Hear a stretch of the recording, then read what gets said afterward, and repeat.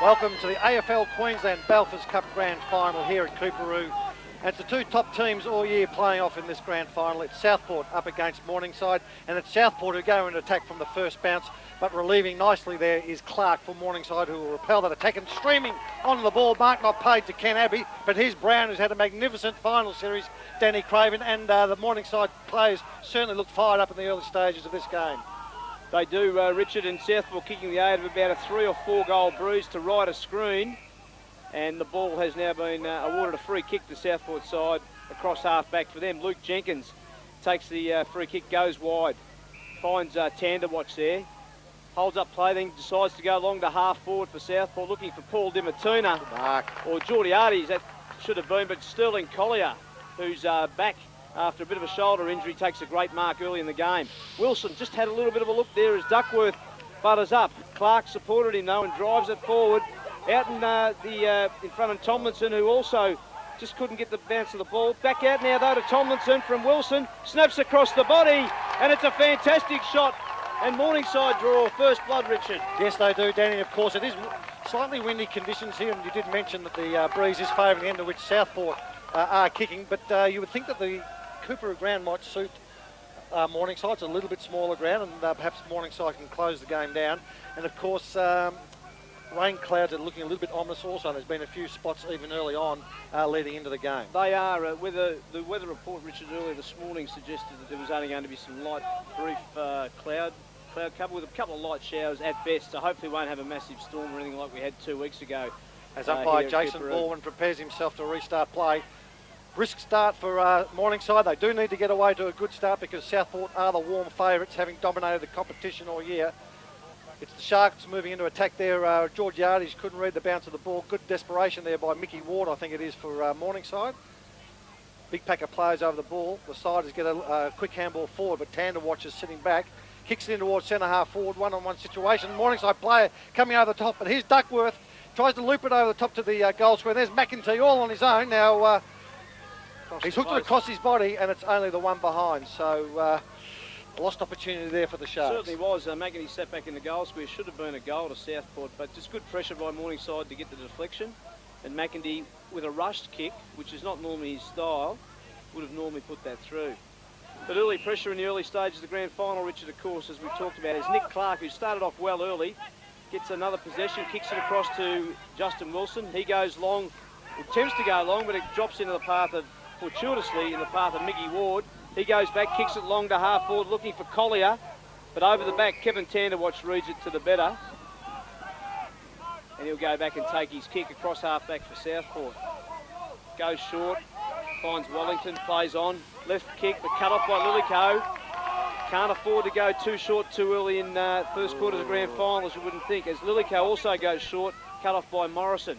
Drives it forward, looking for Pate. Weasling only eyes for his player. Then Dimatuna reads it beautifully and snaps on 50. It's a great kick at goal, and Andrew Dimatuna gets a reply for Southport early with his first goal. Andrew Dimatuna, and the Sharks go to 1-1-7, leading Morningside Panthers, Richard. 1 goal straight 6. Yes, Danny, and a costly turnover here. It's on the wing position. David Lillico looking to square the ball in towards centre half forward. Missed his kick and intercepted there by the Sharks, and they were able to transfer play into an open forward line and capitalise quite nicely. So good start by both sides though, Danny. It is, yeah. It's a hectic opening as you expect the grand final. You just can't afford to go too short too early and be too cute too early in a pressure game like this, Richard. It's Big Smith in the ruck there. He gets first hands on the ball. Working hard as Wilson at the base of the pack, wrapped up in the tackle, and the umpire will come in and elect the ball up. Any key matchups that you've spotted early on, Danny? Matty Pardue is picking up the leading goal kicker in Ben McEntee. That's a good matchup, and Pardue, a renowned fullback in previous seasons, should be capable of doing a good job there. As Smith goes up, punched forward by Collier. Conroy snaps across his body inside 50, looking there for his teammate who was trailing his opponent. Comes in now through the agency of ease down, can't quite gather. Wilson in and under, burrowing well. He's under a bit of pressure in there. And the umpire's going to ball it up just across half forward for Morningside. And then I see they've got Mugovan and Ken Abbey playing deep in the forward pocket. It looks as if big Jacob Goff is playing across half forward with big Sterling Collier assuming the main ruck duties. As Paulie Egan swings on the left boot, looks in towards the forward pocket. That's a beautifully weighted kick. and ends up in the arms there of Nicky Tomlinson. Right on the 50-metre arc on the half-forward flank in front of the Morningside coaches box. It's a crowded forward line. As I think it's the rain starting to come in. Just a light sun shower we can only hope for. As Tom, that's a very, very ordinary kick. Danny, he'd be disappointed with that effort. that was your proverbial shocker, of course, Richard, but it is difficult kicking into this breeze to get a good ball drop. No excuse for that type of effort, but certainly the wind conditions here at Cooperoo, all final series, Richard, have been quite blowy and worth at least 2 or 3 goals to either end. So hopefully it won't mar the spectacle too much today. As it's driven up forward at half back, Aby, James roves the pack beautifully, snaps across dangerously across the ground, but Duckworth looks like he's going to read it the better. He does, goes on his left foot looking there for Andrew Dimatuna, who runs under the footy, and it goes over the boundary line, out of bounds, and a quick transfer of play for Southport, 25 metres around from their goal, Richard. And Danny, one of the pivotal matchups will be Michael Ward on Dimatuna, who's a very, very dangerous forward, lurking there across the half-forward line, forward pocket. Well, Dimatuna has kicked 45 goals for the year. He's his second highest goal kicker, and a very clever ex-AFL player, Richard. I think he'll be influential on a tight, small ground this afternoon if he's not watched closely. As Rodriguez fished the ball forward, but reading it nicely is Duckworth. He chips it towards centre, half forward. Now, was that play on by Wilson? No, says umpire Baldwin. Come back behind your mark and take your kick. So matchups up forward, Richard. We've got young Wade Mills taking on Kent Aby. That's an half forward for Morningside, and Ricky Bowden taking on Sean Muggerman in the 2 key defensive posts at the Morningside end of the ground. As Wilson kicks out towards the wing, half forward flank position, reading it nicely there is Hayden Wilson. Couldn't control the marking contest, and the ball eventually goes out of bounds. Well, it's a bright opening for Morningside just earlier, Richard. Everyone's tipping a comfortable victory for Southport today. They are red-hot favourites. 5, 6, 8 goals, 10 goals have been tipped. I, for one, Richard, think it'll be a bit closer than that on the tight ground. I think Morningside will give them a real good shake today. And certainly if this weather closes in, it should even up the contest. There's Big Collier, who hasn't played for 2 weeks, but he started quite nicely in this first quarter. It's a nice kick to the advantage of Kent Aby. Rushing in, though, is his Southport opponent there, and Darren O'Brien making some body contact, and the ball goes out of bounds yet again. Now, I think that's the umpires VB tent over there, just cheering the umpires on, which is fair enough, Danny. Well, they've had a hard, long, tough season, Richard, so they enjoy the culmination of September this afternoon. As it comes back down, and Ferret Wilson had a good final series, zips it off to Paul Egan, who slips on with his left foot to no one in particular. David James leads in the race for the ball, but it's taken over the boundary line for yet another boundary throw in on that far forward flank for Morningside. And certainly a battle of the midfields today, Richard, you would think. Both sides got good midfielders. Southport with arguably the better quality midfielders, but it's whether they are allowed to have sufficient room to use the footy this afternoon. 10 to watch over the back, the third man up. Too high there on the tackle. Play on, says the umpire. There's Lillico, quick kick forward. Who's in front? It's Wellington who reads it best. Takes a nice diving mark inside the 50-metre arc. He's going to fan it out wide to Andrew Morrison all on his own. Josh Brown comes up to give some pressure, but it leaves Adam Devine all on his own. He's got an interesting haircut this afternoon, young Devine. He's got, we'll talk about that a bit later on as Devine goes further field. There's James finding some space all on his own. He's going to square it up to the top of the goal square. Big pack of plays. A punch is needed here by Pardue, and that's what he does with the left fist. And it's forced through for one behind. Just found a bit of space there. Devine, Josh Brown, his direct opponent on the wing, forced to play, pick his opponent further up the ground. Some coverage, and Devine left with plenty of space.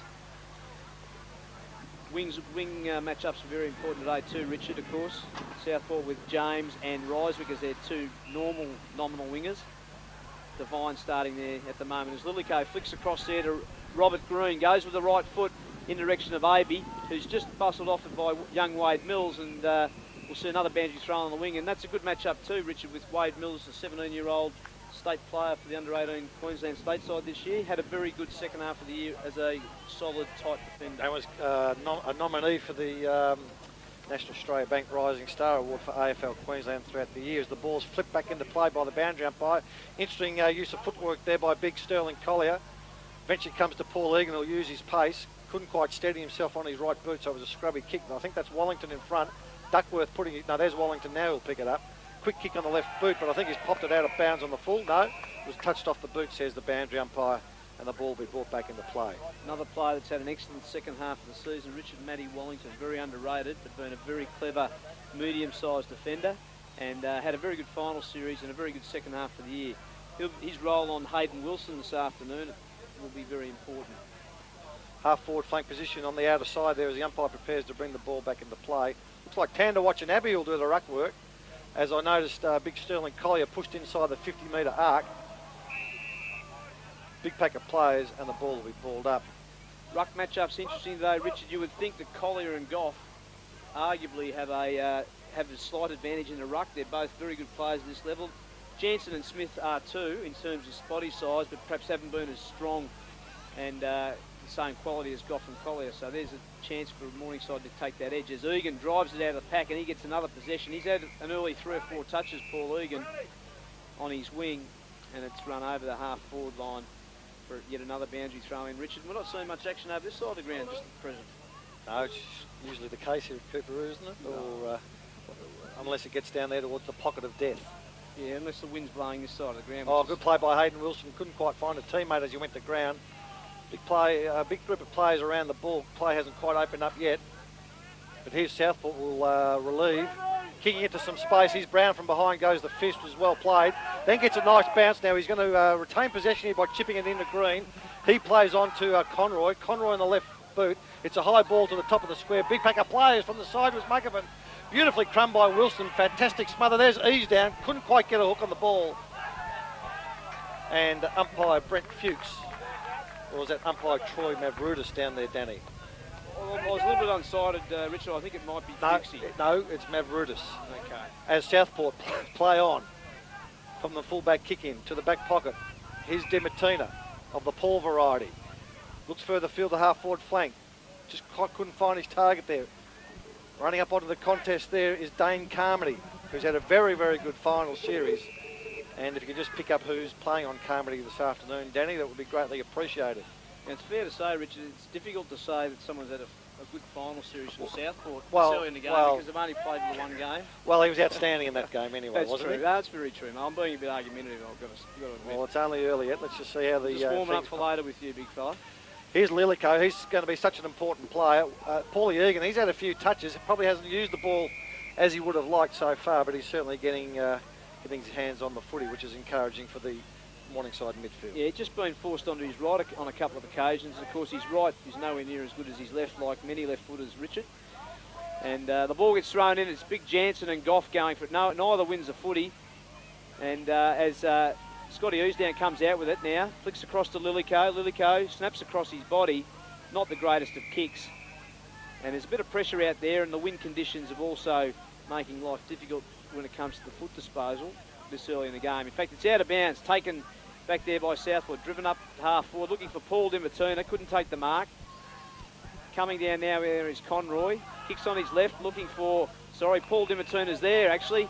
He's zipped it off, bit of space opening up here for Luke Jenkins as he goes long, wide, looking for McEntee, not a bad attempt. Pardew's there, flicked out now to Darren O'Brien, who snaps with his left. It's not a bad looking shot.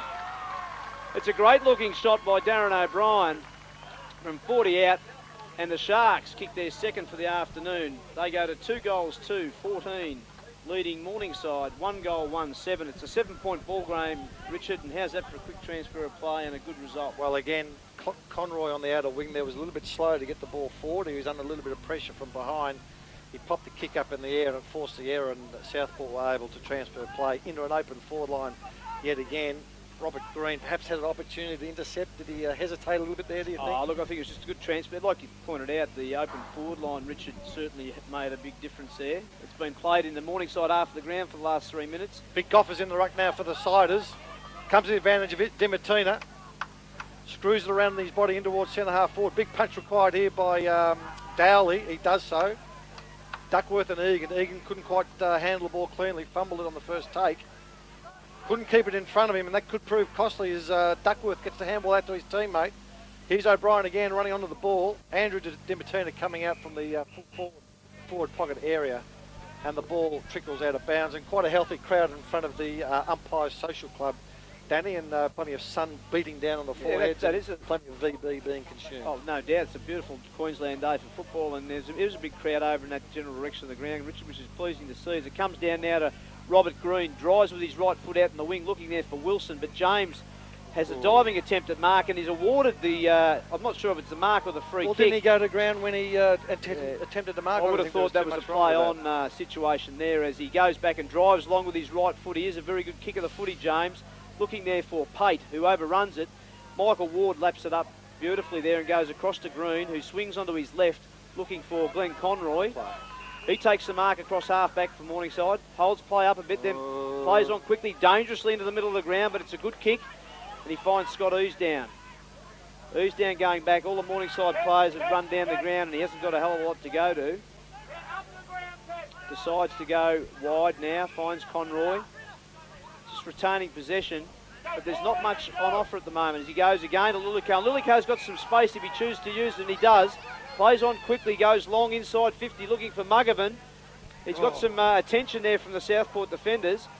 And finally, Dimatuna with a good overlap out of the midfield comes up with the resultant ball. Flicks a handball across now to Dane Carmody. He in turn goes to James, and James does break through space as he goes through long from 55, 60 metres. It's not a bad effort at goal. It's the post. And he's had an absolute, it's a left turner, Richard. It looked like it was going to bounce straight through. Sometimes call an off break, Danny. That was the one I was after. You were straight on. A left turn? No, it was actually a bloody leg spinner, mate. It wasn't off break. And anyway, it's hit the post and Southport scored their second Pardue in the back pocket finds Wilson, stands his ground. Had to be in the back in that situation. The umpire was a little bit slow on the whistle, but it was eventually paid. Still not out of trouble here, Morningside, as they're still inside their defensive 15-metre arc. Looks up towards the wing position. Big pack of players. Abby's going to have to go here and provide a contest. Comes to Conroy. Quick kick forward. Georgiades couldn't quite run onto it. Here's Wilson. Missed the handball there to ease down. Needs to kick it quickly. He does so. Inside 50. Southport in front. Couldn't control it. Here's Wallington mopping up as he always seems to do. And that's a beautiful looking kick out to the wing position. He finds Devine. Devine will play on. One bounce. He's got a Shepherd there off the ball. Kicks it inside 50. Who's home? There's McEntee streaming out. Well done, Pardue, to apply some pressure. Robert Green providing some support. But the ball goes out of bounds again in front of the VB tents there. And, of course, Carlton United Breweries, proud sponsors of the AFL and partners of AFL Queensland, Danny. They certainly are, Richard. If you noticed the last couple of times Southport get it in defence, they pretty much get it inside 50, whereas Morningside are just struggling to get it up. Perhaps the Breeze has got a bit to do with that as well. And I think when Morningside are getting possession, they're wanting to hang on to the footy and find a free player. Bit of a fumble there by Conroy, but he's down, butters up. Big pack of players. Williams needs to go. Oh, Mugovan certainly did. Here's Goff. Too high, play on, says the umpire. Relieving will be Southport. It's a high kick to the half-forward flank. Brown's got a punch from behind. Devine in front. Well done by Brown. Out of bounds it goes. Good call by the boundary umpire. Big pack of players at marking contest. I think young Kevin Tanderwatch is getting up a little bit worse for wear, Danny. Yeah, I always thought Andrew Morrison did enough to be awarded that mark to Southport. But anyway, it was play on as Goff and Jansen go for the footy. Jansen butters up nicely, but can't get away with the football. Oh! Just throws his elbow in, unnecessary, and it's a free kick to Lillico. A little bit fortunate there, Jansen. Wasn't a lot in it, but was probably unnecessary. Yes, I don't think there's any need for that, Danny, and it was well spotted by umpire Baldwin. Lillico chips it across to Green, and you can see we've got, 36... Oh, that's over the mark, isn't it? Anyway, I think it was touched off the boot, says the umpire, and beautifully crumbed by Justin Wilson. Quick kick forward. They always seem to be under pressure across this wing half-forward line, and they can't get any fluency and running the ball into that forward line to give their forwards any opportunity. There's Tomlinson making contest of it. Conroy under pressure, tackled, gets it across to Tomlinson. He's got a little bit of time and space, misses his kick. Abbey in front trying to control the contest. He toe pokes it forward towards Williams, fumbles and goes to ground. Here's Egan. Quick handball forward. Can Abbey get a bounce? He can. He's on his right foot, which is in fact his right foot. Has anyone touched it? Danny Craven. No. Judging by the crowd's reaction, no, they didn't, Richard, but it just didn't dog leg the other way. Off break, or leg break, or whatever you want to call it, through for a goal. It's actually a behind, and Morningside kicked their second behind. They go to 1-2-8 trailing Southport 2-3-15. It's not a bad start from Morningside, given they're kicking into a 3-goal breeze. As Goff nearly takes the result, Mark Carmody beautifully strides through, kicks it to centre half forward for Southport, and leading there is Sonny Liston, who takes the mark. Good goal kicking small as he goes forward, looking towards Dimatuna, but Michael Ward takes a well-judged mark across half back. Switches play, finds Matty Pardue, who's got an absolute paddock, can afford to drop it as he did, has one bounce, switches plays, no one really on offer as he goes wider, looking there for Kent Abbey, and it's missed the target and will be taken out of bounds on the outer wing. And as we sit here, Richard, 18 minutes, 19 minutes into the first quarter, it's not a bad tussle so far with Southport leading by 7 points. I would think that Coach John Blair would be pretty satisfied so far, because as we sit in the commentary box, we can certainly feel the breeze to the left cheeks as it's going down towards the by Ruby Street end. Here's an opportunity for the Sharks, so a quick kick forward, and it trickles through for a point. So you can certainly see plenty of carry on that ball. And I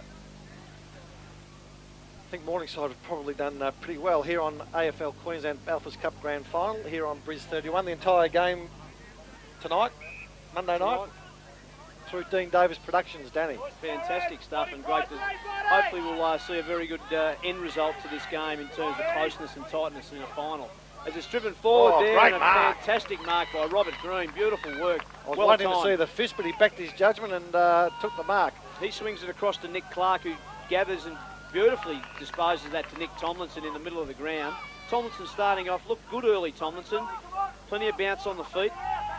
Just hasn't disposed of it like he normally would, and this one's probably not much better as he just gets off it. On whether the wind's having a bit of an impact, he's normally such a beautiful kick of the football. As Bowden goes with a kick looking there for good courage. Geordie Arties, but Hayden Wilson cuts in beautifully and takes a well-judged mark. Courageous mark there by Hayden Wilson with big Geordie Arties bearing down on him. He switches play across from half forward, finds Dowley, but they're no closer to the goal, the Siders. They've just got to find a way to be a little bit more effective into that breeze just at the moment. They've had plenty of football. This goes further to Wesling. Wesling takes the mark, Griffo. And what do you think about these tactics in the breeze, just chipping around, holding it up? Well, and Southport being able to flood back and push into all the holes. Oh, they found a space here, big pricing. Just found a bit of space there, didn't the intent's good, but it's always difficult on windy days like today, Richard, to always carry out the execution at this level. It's hard enough for the AFL clubs to achieve it, let alone at this level of football. So, but nevertheless, they're getting their hands on the footy, and that's a good sign for Morningside at the moment. They're nice and hard at it, and they're giving themselves every chance. As Price comes in and shoots on 50, probably just outside his distance as it sits up in the breeze.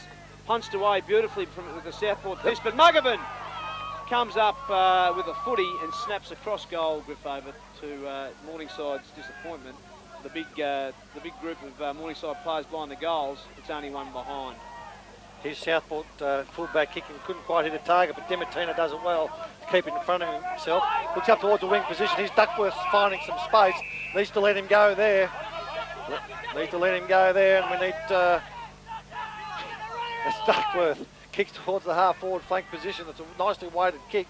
Morningside got the numbers. He's been pretty effective down there, Robert Green, so far this afternoon. Across to Conroy.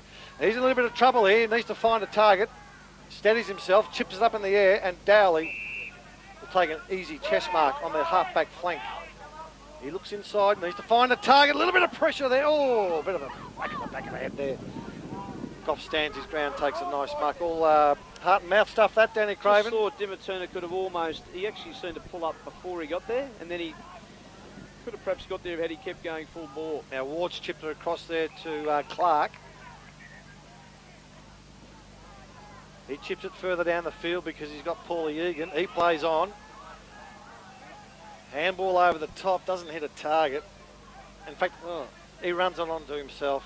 Well, and that's a very, very disappointing piece of play. Well, he was actually handballing to himself, Griffo. Was he? Because he handballed to nothing.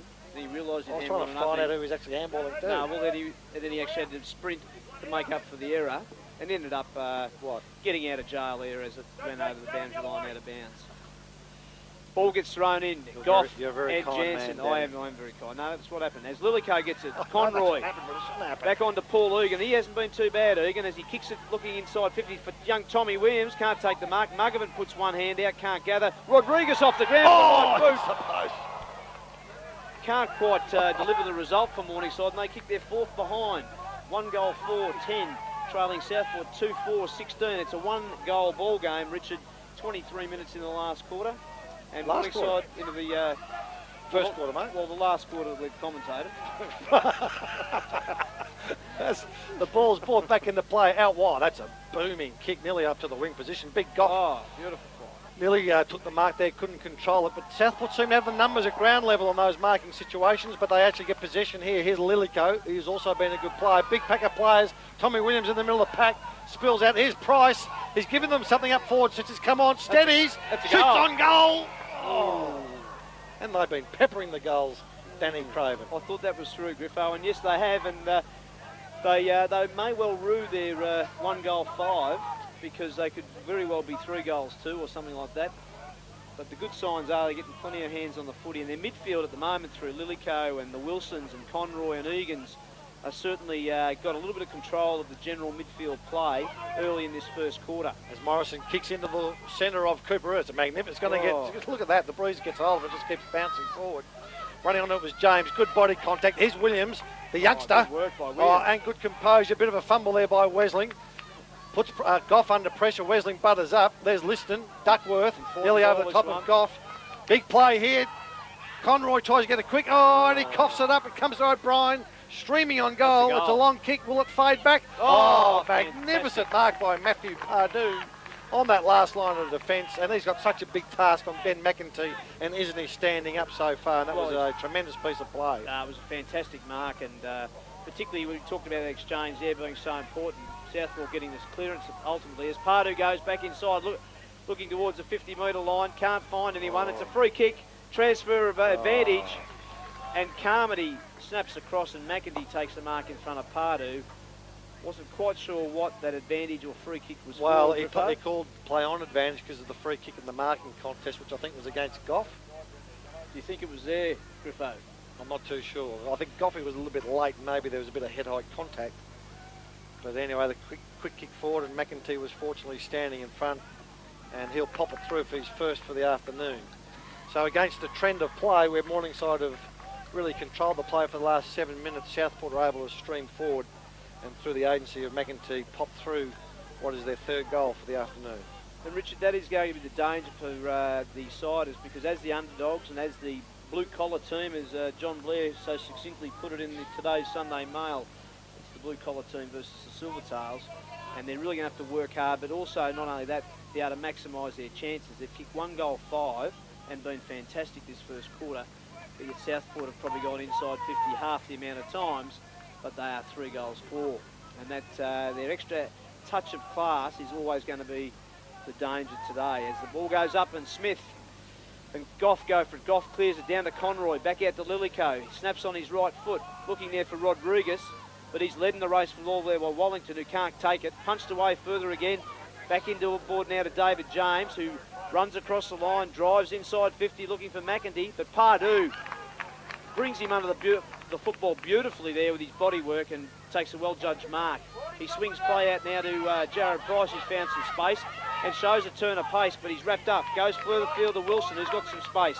Kicks inside 50 looking there for Rodriguez, who takes a good mark across half forward, Richard. Actually, Rodriguez on the half forward flank in front of the light tower there. He's looking in towards the top of the square. Not much on offer. Big Goffey's pushing down, but he's found a lead there, and it's Tomlinson, the Rodriguez lookalike, in the forward pocket. It's that swarthy European Yeah, appearance. it looks like a Spanish conquistador type of matador thing. Yeah, you're about the only bloke in this competition that gets confused with those two, Griffo, I've got to tell you. Well, one wears 26, the other yeah, wears right. 18. Anyway, number 26 has got it. All leads are covered. We're at the 26-minute mark. He's going to have a shot on goal from an impossible angle. It's a good kick off the boot, but it fades across. There's Williams. On the full. On the full. Tomlinson doing well as a half forward. Made his name in the last few years as a terrific defender. In fact, played at full back in the stateside this year, but doing an effective job early as a half forward. Here's Price camped underneath it, but there's the siren to conclude what was a very, very entertaining first quarter of football here at the AFL Queensland Balfour's Cup Grand Final. It's Southport 3-4-22, leading Morningside 1-5-11.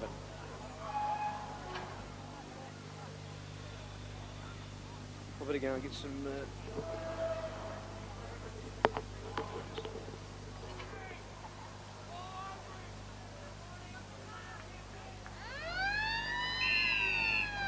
Umpire Matthew Lee Archer that will start second quarter proceedings here at the AFL Queensland Balfour's Cup Grand Final. 11-point lead to Southport, but the Panthers do have the aid of a fairly handy breeze here at Cooperoo.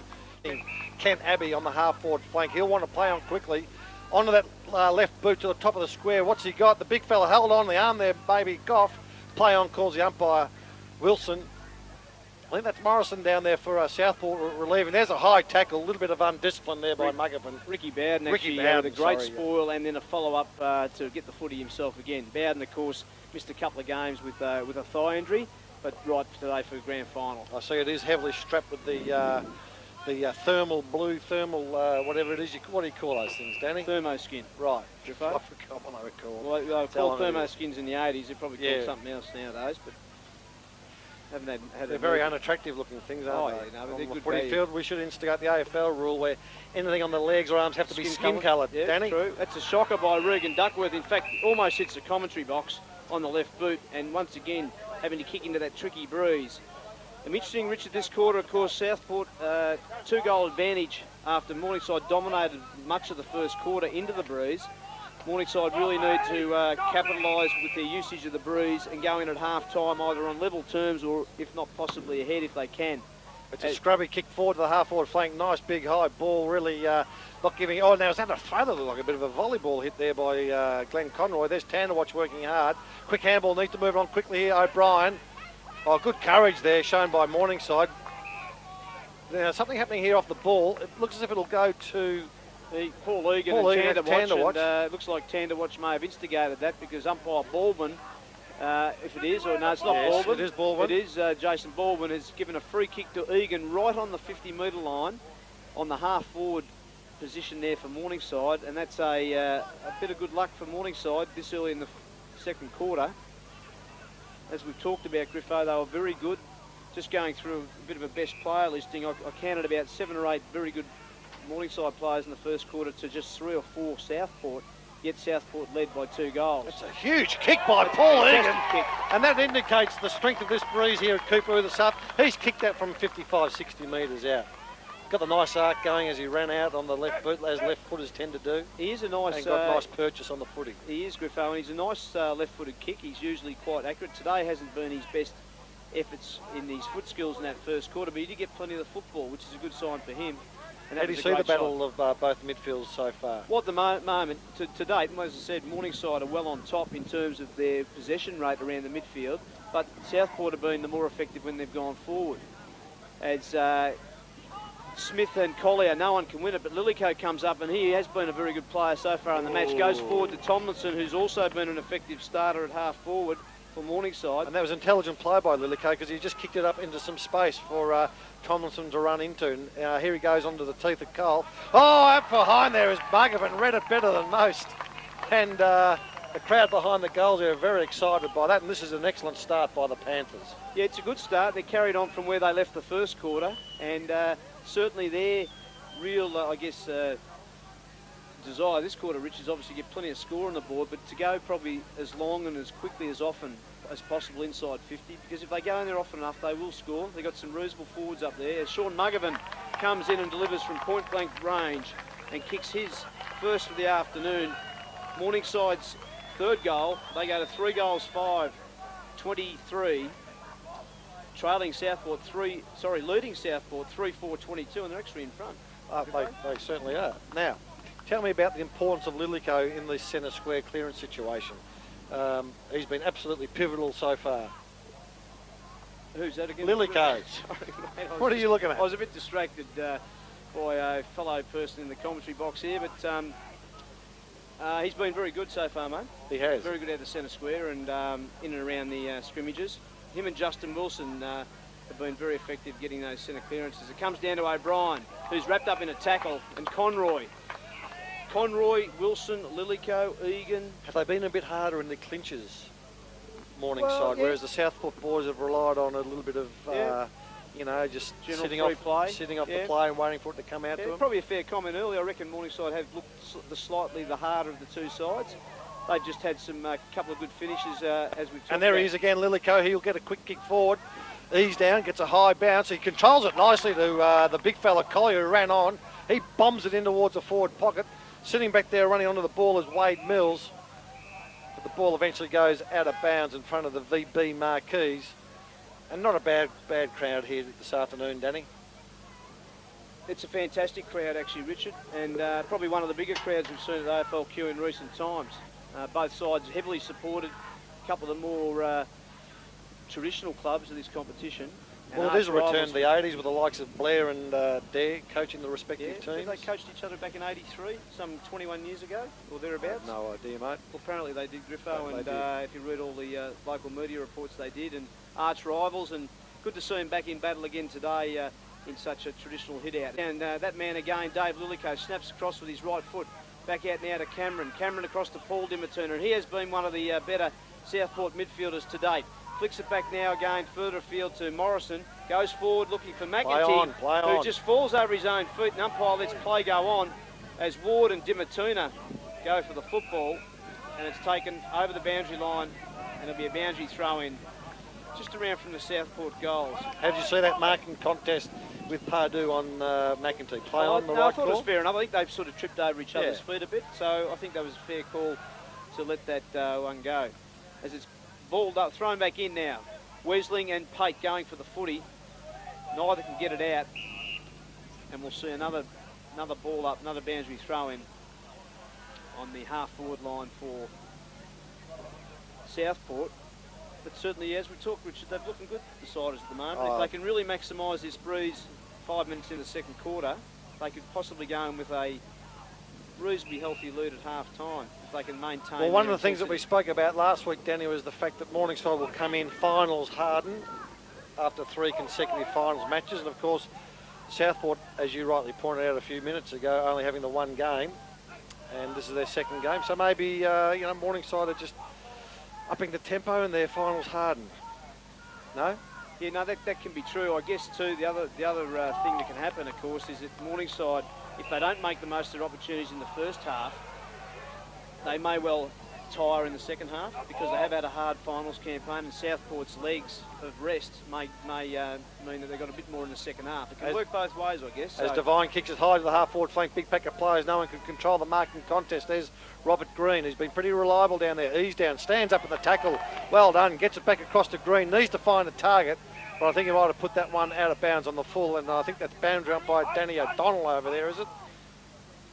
I think it might be. Looking down, yeah, is it? It might be Danny O'Donnell. Griffo, you are the No, umpire, Danny man. O'Donnell's sitting down below, so it ain't him. As Wallington switches play across half-back, finds Cameron. Cameron with his left foot's a nice kick to find Andrew Morrison there. And once again, the breeze having an impact in terms of trying to go inside 50 as they try to go long for McEntee, but the ball just sits up in that breeze. And Dave Lillico, who's having a He's looming as fantastic the start. player of the day. He's having a fantastic start to the game. Takes a mark across half-back.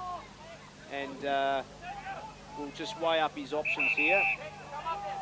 Most players are all going one-on-one around the ground at the moment as he goes looking for Kent Abe. There's plenty of Southport defenders there. Good mark. And Kevy Tanderwatch takes a great mark. And he started off the game reasonably well, Kev. Big Kevy, and in his usual exuberant fashion. And there's not much on offer as he decides to go, and it's a bit of a wobbly looking kick. Looks there finally for Jason Smith, who flicks it out to O'Brien. It's a poor handball. Well done, He gets, he wraps Well up done. Ease down, keeps his hands free beautifully. Off cross to Clark, cross to Dowley. They need to find some space here, the Siders, and they do through Ward. Ward goes long, wide, out and out, outer wing as Tomlinson and Cameron leading the chase for the ball.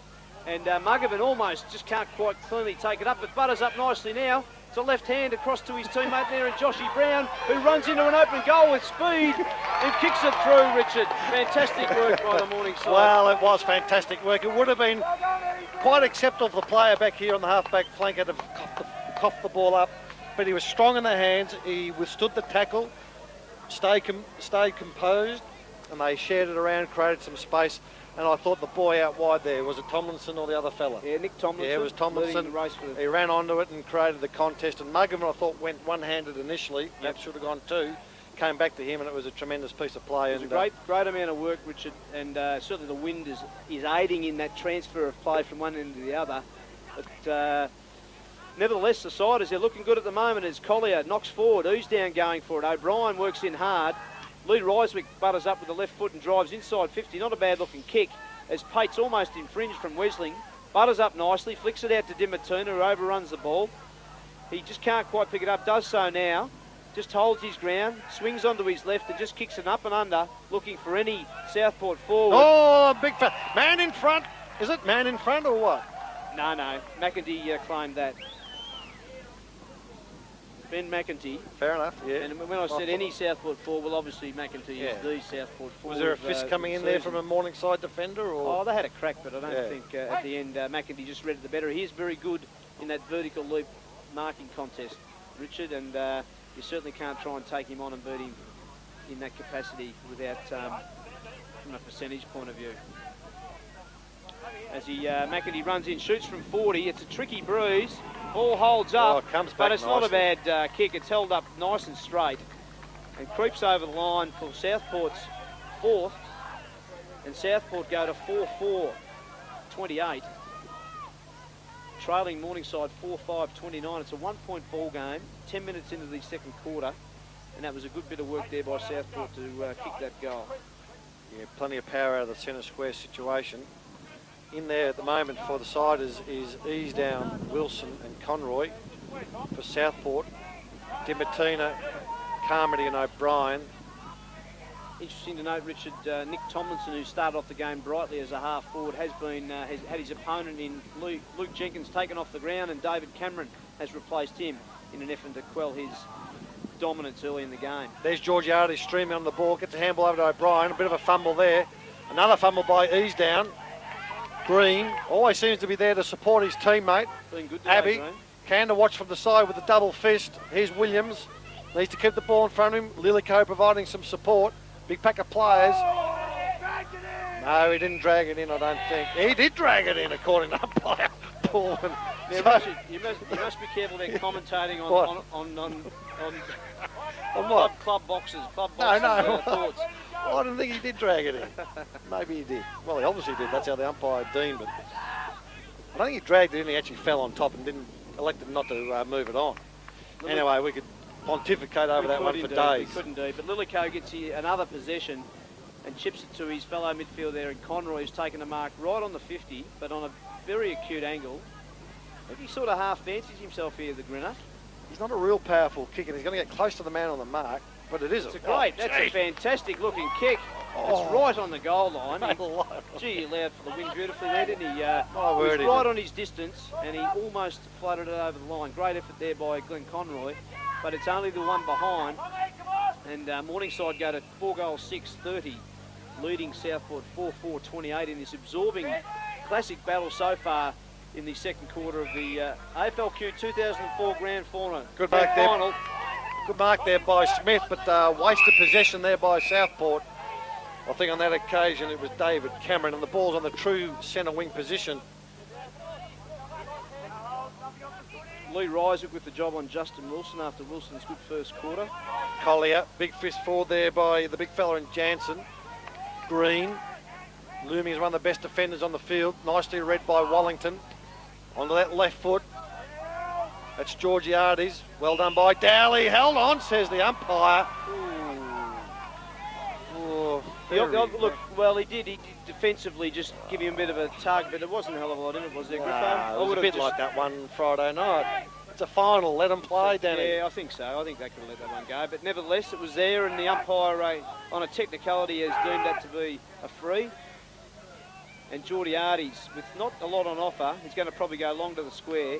He's got a couple of good marking targets here, in particular Benny McEntee, who just flies from a standing start. He's still in possession of the footy here. Goes off the ground. Tomlinson gathers beautifully. Goes with the left hand across to Mickey Ward, who snaps on his left foot. And the ball will be smothered and seen over the boundary line, out of bounds for another boundary throwing, Griffo, around about 70 metres around from Southport's goal.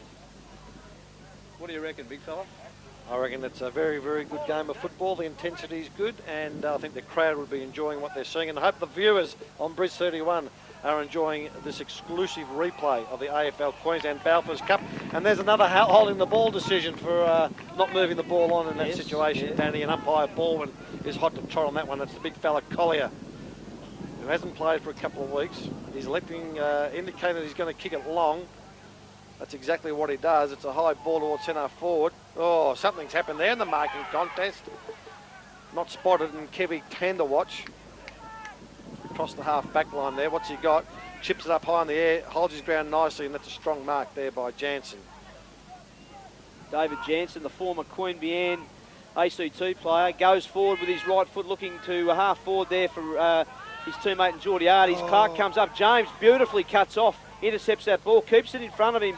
It's magnificent work by David James. Fires on goal, and that is a game breaker, Richard. Well, perhaps not quite a game breaker, but beautifully read. Game breaker in intent, but certainly we're only early on, of course. But it was a magnificent bit of work by David James. Well, he read it beautifully, didn't he? And just intercepted it. Yeah, fantastic. And then, even though he wasn't completely clean, kept his body over it, regathered, and had the poise and control to straighten up and deliver from 40. And James kicks his first for the afternoon. As Rory Lake comes on for his first run for the Siders, giving Paulie Egan a bit of a spell. Goff's gone into the ruck, and Collier will work himself down towards that full forward line. Eventually, Matthew Lee Archer puts the ball to turf. Here's O'Brien. Couldn't get a decisive kick forward, so he butters up himself. He's got running support from Dimartino. He's going to cut back on the inside. He needs to move it on. His strength enables him to boot the ball. Under a little bit of pressure here, Morningside and Southport are just pressing hard as we speak. Good, but the Siders' defence is able to withstand the pressure. Good clever work there by get Pardue. the boundary throw in there. Good clever work by Matty Pardue there with the one hand just to get himself out of trouble. A disguise kick to the boundary, Griffo. Do you just sense that Southport are just... He's got the cramp. Danny Craven has got the cramp. Did you go for a run this morning? I did actually. Or did you have a late night last night watching the Brisbane Lions? The old hamstring, mate. She almost tore on me then for a second. I thought you were stung by a bee. Poor old Shane Johnson. Can we get back to the... Big apology to those viewers at home for that. As Devine out wide, to no one in particular, Green. He'll run onto it. Now, Morningside need to make something of this. He kicks it high the half-forward flank. Brown. Oh, good mark, young fella. Protected the ball with his body. And he's an interesting player, this Brown. I've only seen him over the last month, and boy, he has... If he can just improve his kicking, there you go. He lets me down every... Well, he confirms what I reckon about his kicking. But gee, he can find the footy. He's got tremendous pace. He's got that turn of speed, Griffo. How old is he? Northern Queensland product. Look, he's only 19, I think, young Josh Brown. And so where does his football go to next? Well, look, I think it's just good. He's just really trying to establish himself as a senior player at Morningside, which he's done in a very good fashion in the final series. And who knows from there, Griffo? He needs to probably have another good quality year at Queensland level before he can be considered for further honours. But he has been good in terms of his output in the last 3 weeks in good quality footy. Well, his pace is something that just makes him that interesting player, and he certainly doesn't lack courage, I don't think, from what I've seen. But he needs to work on his kicking. As the ball comes down half forward, Justin Wilson jumps on the football, has a shot at goal, and he just across the face there, and scores just the behind, and Morningside go to 4 goals, 7-31, trailing Southport 5-4-34. It's a 3-point ball game, 20 minutes into the second quarter, and as we talked about, Morningside really do need a couple of goals if possible. Now this Goff's not without a chance here, Danny. He's not the longest kick in the world, Griffo, but he's not without a chance with the bruise. If he pops it up in the air, and he might get a little bit of... Oh no, he's going to spot a player. He needs to hit a target. And he does! He finds the leading Muggerman. I think it was Joel Bowden left napping there, was it? Joel? Certainly wasn't Joel. Ricky. I'm tipping But they are related, aren't they? Great to have Joel Bowden out there today in the AFLQ. They are related. Grand So final. what do I think of Joel Bowden? Because Yeah. I read about him this morning in the paper. Yeah, quite possibly, but They are related, that was aren't they? Ricky Bowden. I don't know. They're certainly related by in terms of their surname. Oh, right. Both spelt the same way. Bowden. Bowden. Sorry. Apologies. So I think there's Joel. about 3 million of them in Australia. But you could be right. Who knows? As Mugovan comes in, shoots on goal. He's hooked He's it. got He's it. hooked He's it. got it. It's a goal. It's all clear. And that's a very, very important goal, I would have thought, to Morningside. And how many has Mugovan kicked? His second. Kicked his second for the Second for the quarter, second for the day, Griffo. And Sean Mugovan's had a great final series. Returned to his rightful position, as he would probably term it, no doubt, at full forward. Has come a long way in the last 4 or 5 weeks. Has been played as a versatile spare parts man for most of the season, down, back, up, forward, all over the place. But this final series has really stood up and given Morningside a terrific target to go at, a strong leading target out of the full forward. As umpire Howard Crutzen, oh, that's a magnificent bounce. Big Collier palms it down beautifully, but reading. Now, something's happened off the ball here. It's against Dimatina. It's been spotted by Baldwin. I think Dimatina's given Wilson one to go on with. No, it's actually umpire Lee Archer, and I reckon that Dimatina's given him a mouthful, and he said, "Okay, son, come back 50." Is that how you see it? Yeah, you could be right. Certainly, it was a verbal. Well, what's the 54 then? Yeah, well, it was a verbally having a crack at the umpire, Having I a crack, suggest. And that's usually the case when you can't see it from the boundary fence, Griffo. Normally, someone's opened their trap and said things they shouldn't have. And in grand finals, of course, they Well, you got to be more they're disciplined. bad enough during home and away, but you just can't afford to do it on big days like today. So Justin Wilson, been an effective performance from him so far today. Comes in and from a set shot 40 out, swings on goal and just skews it to the right. Not his greatest effort there, unfortunately for him. And Morningside kicked their 8th behind there, 5-8-38, leading Southport 5-4-34. They do need a goal before half-time, Morningside, you would think, in terms of them maximising their breeze usage. Goff from behind, fist the ball forward. There's Devine, though. Morningside a chance to run on it, but they all overrun it. Quick handball forward, Brown picks it up cleanly. Nice handball to the defensive side. Can't quite pick up who that is. It's Conroy. Kicks it inside 50. Oh, now that's marking interference, surely, on Big Goff. Yeah, no, they've called it there, Griffo. Is that Morris? No, yeah. Who's Luke Jenkins? Luke Jenkins. Cannon into Who back. incidentally is back on the ground and replaced Ricky Bowden, who's come off for a bit of a breather and is now picking up Mugovan. And Is he a reliable kick, Goffey? He's actually, Goffey has that slightly proppy action when he shoots a goal, Griffo, but he is relatively effective inside 30. He does kick it nice and straight, generally, as a general rule. He likes it, I think. No, I don't think he's got the hook on it. So 2 missed opportunities within the space of 2 minutes for Morningside here at the AFL Queensland Belfast Cup Grand Final. Here on Bris 31, courtesy of Dean Davis Productions. The entire game being shown here tonight. Hope you're enjoying the coverage as Southport bring it back in from the full back. Nearly a mark there. Now, is that the boy Brown again? Yes, it is. I think it is. What's the kick this time? He's hooked it across the body. Just snuck it in Peppering the goals yeah, aside. they certainly are. But And, the way he swooped on the ball, there's yeah. a little bit of excitement there, isn't there? Yeah, no, he's certainly a bit Stephen Milne-like when he's on song. That's not an unfair call. Looks Griffo. like He's got- Stephen Milne. He's got he the does. number 44. Yeah, no, and he's quick. He's certainly got pace to burn, Josh Brown. But the finish there, not what was wanted from Morningside. It's kicked long, looking there for Goff, but the David Jansen takes it, flicks it off quickly to Jason Pate, drives it long up the outer wing, looking for Andrew Dimatuna, and he has been quite, apart from his opening goal in the early minutes of the game, as he kicks inboard and finds David James, who has been quite effective for Southport to date. And he takes a mark and gets a chance to kick his second for the quarter, David James, and a much-needed one from Southport's point of view, in that they trail at the moment by 5 points. We're 23 minutes into the second quarter, and they'd love to be able to put this through and go a point up if they could. But I think Richard, just looking at It's it, he a might be fluky right on breeze, his is it, distance. Danny? Fluky breeze out there. It's a fluky breeze. It's a strong breeze that he's kicking into, and he'll kick from 50.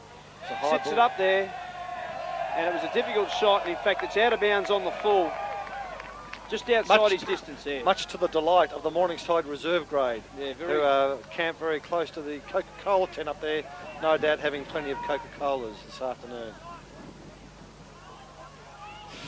Dangerous kick back in, fisted forward by Southport. Here's Michael Ward. Ooh. Strong tackle by both the Matina boys on that occasion. Comes out towards Wesling, but the boundary umpire says, give it to me. I'll throw it back in. So well into time on. Both sides need to maintain their intensity and concentration in the time on period. Can't afford to lapse here. Goff. Clark goes to ground. Big pack of players, needs to move it on. Ooh. But umpire Baldwin says, settle down, fellas, I'll come in and ball that one up.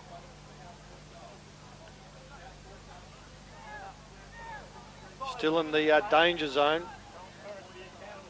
I see McEntee and Pardue camped in the goal square. All players have spread out. There's an opportunity. Lilico, a little bit of misunderstanding. Carmody, who's been unsided. Green, couldn't read the ball. Oh. Out of bounds. But tell me about Dane Carmody. We haven't called him much this afternoon. No, Danny. he's another one of the Southport midfielders who haven't really got into the game in this first half, Griffo, and he's a very, very good player. Had a good final series, as you pointed out before, but today, virtually unsighted, the former WAFL Subiaco player, as Pate goals it. Jason Pate, out of the boundary ruckus, straight onto the boot, kicked an inside-out Tory, Griffo. He did kick it inside. And which took us all by surprise, but it's gone straight through the middle ultimately. And Southport get that goal that now bridges them, well, actually scores a level now, as Southport go to 6 goals for 40 on level pegging terms with Morningside, 5 goals, 10-40, and that was a goal that Morningside desperately didn't need, Richard, because as gallant as they've been, and they have been the better side in this first half, they are only level pegging. We spoke about concentration. There was a stoppage of play, and I'll ask the question who is should have been goal side of Pate there. Here's another opportunity. Dematina for Southport. Streaming out in front though and reading it. Ooh, he nearly played on. Matty Pardue, he plays on now. He looks out wide to Rory Lake, coming in for his first touch of the afternoon. He's got a spare player. He handballs forward. Oh, Clark nearly falls over. Regains his balance. Got plenty of time. Looks up towards the half-forward flank. Abbey from behind's got to go here, and he does, and takes a nicely judged mark. Need to return the ball back here on the full quickly. Siren's about to go. Oh, that's dangerous football. That's very dangerous. Oh, I don't know why you would do that. Anyway. Then he goes to ground. Abbey needs to move it on. Southport got the numbers. Here's Tan to watch. And I reckon Blair would be pretty frustrated with that piece of play as it goes out of bounds. Yeah. You've got to, a wasted the opportunity. breeze, beautifully set up for a left footer. Yeah. He can kick the ball long. Siren's about to go. Yeah. It What was wasn't he- on. what was he- what was Well, he it wasn't thinking? on. Well, I'm not sure. The player really wasn't on. But nevertheless, intensity and finals pressure do that to you. Griffo's Goff cuts across, flicks it on to Clark. Clark to Conroy on the left. Last chance perhaps for Morningside this quarter to get another score on the board. Goes to Green, who's been probably their best backman this afternoon. Goes inside 50, looking for Sean Muggerman, who overruns it over the boundary line and out of bounds, Griffo. And just talking about the scores being level, the game's been a ripper, but Morningside have probably dominated, you'd say, General about play? 70% of general play. And the big question is going to be that when and if Southport turn the cylinders on, Morningside are going to be able to sustain what they've given us in the first half today. And you'd like to see them 3 or 4 goals in front for their efforts, and that's going to be the danger that you would think. What do you think, Griffo? I think it's probably a fair call, Danny, but it's only half-time. That's And true. the scores are level, so we start again in the third quarter and we see what happens then. We're paid big money on Bris 31 to commentate Yes. and to give our opinions. Well, So rather than sit on the fence No, and I'm just not say it's sitting a on the- close game, oh. I'm just offering a bit of advice. all I'm saying is that I think Morningside seem to be just as intense, just as physical and running just as hard, so I don't subscribe to the theory of the fresh legs and the week's break at this Okay. stage. No, fair I call. might in the last quarter, but not at the moment. Well, that's why you get a tip early, mate. Then you can say, well, I tipped He's been a that. pretty I good said player, James, though, as he spreads it out wide. He's got a player right there in front of the freight train bringing coal from the Redland Bay area into town. Perhaps that's come from far north Queensland. We'll talk about that a bit later on as the ball eventually goes out of bounds. What? Here on Bridge 31, the AFL Queensland Balfours Cup Grand Final. been an enthralling contest between these two powerhouses and traditional rivals. Regan Duckworth, having just come off the bench after a spell. Carmody, need to hold him up here, Morningside. Clark, he's happy to see the boundary line, didn't really make any attempt to keep it in play, which is fair enough.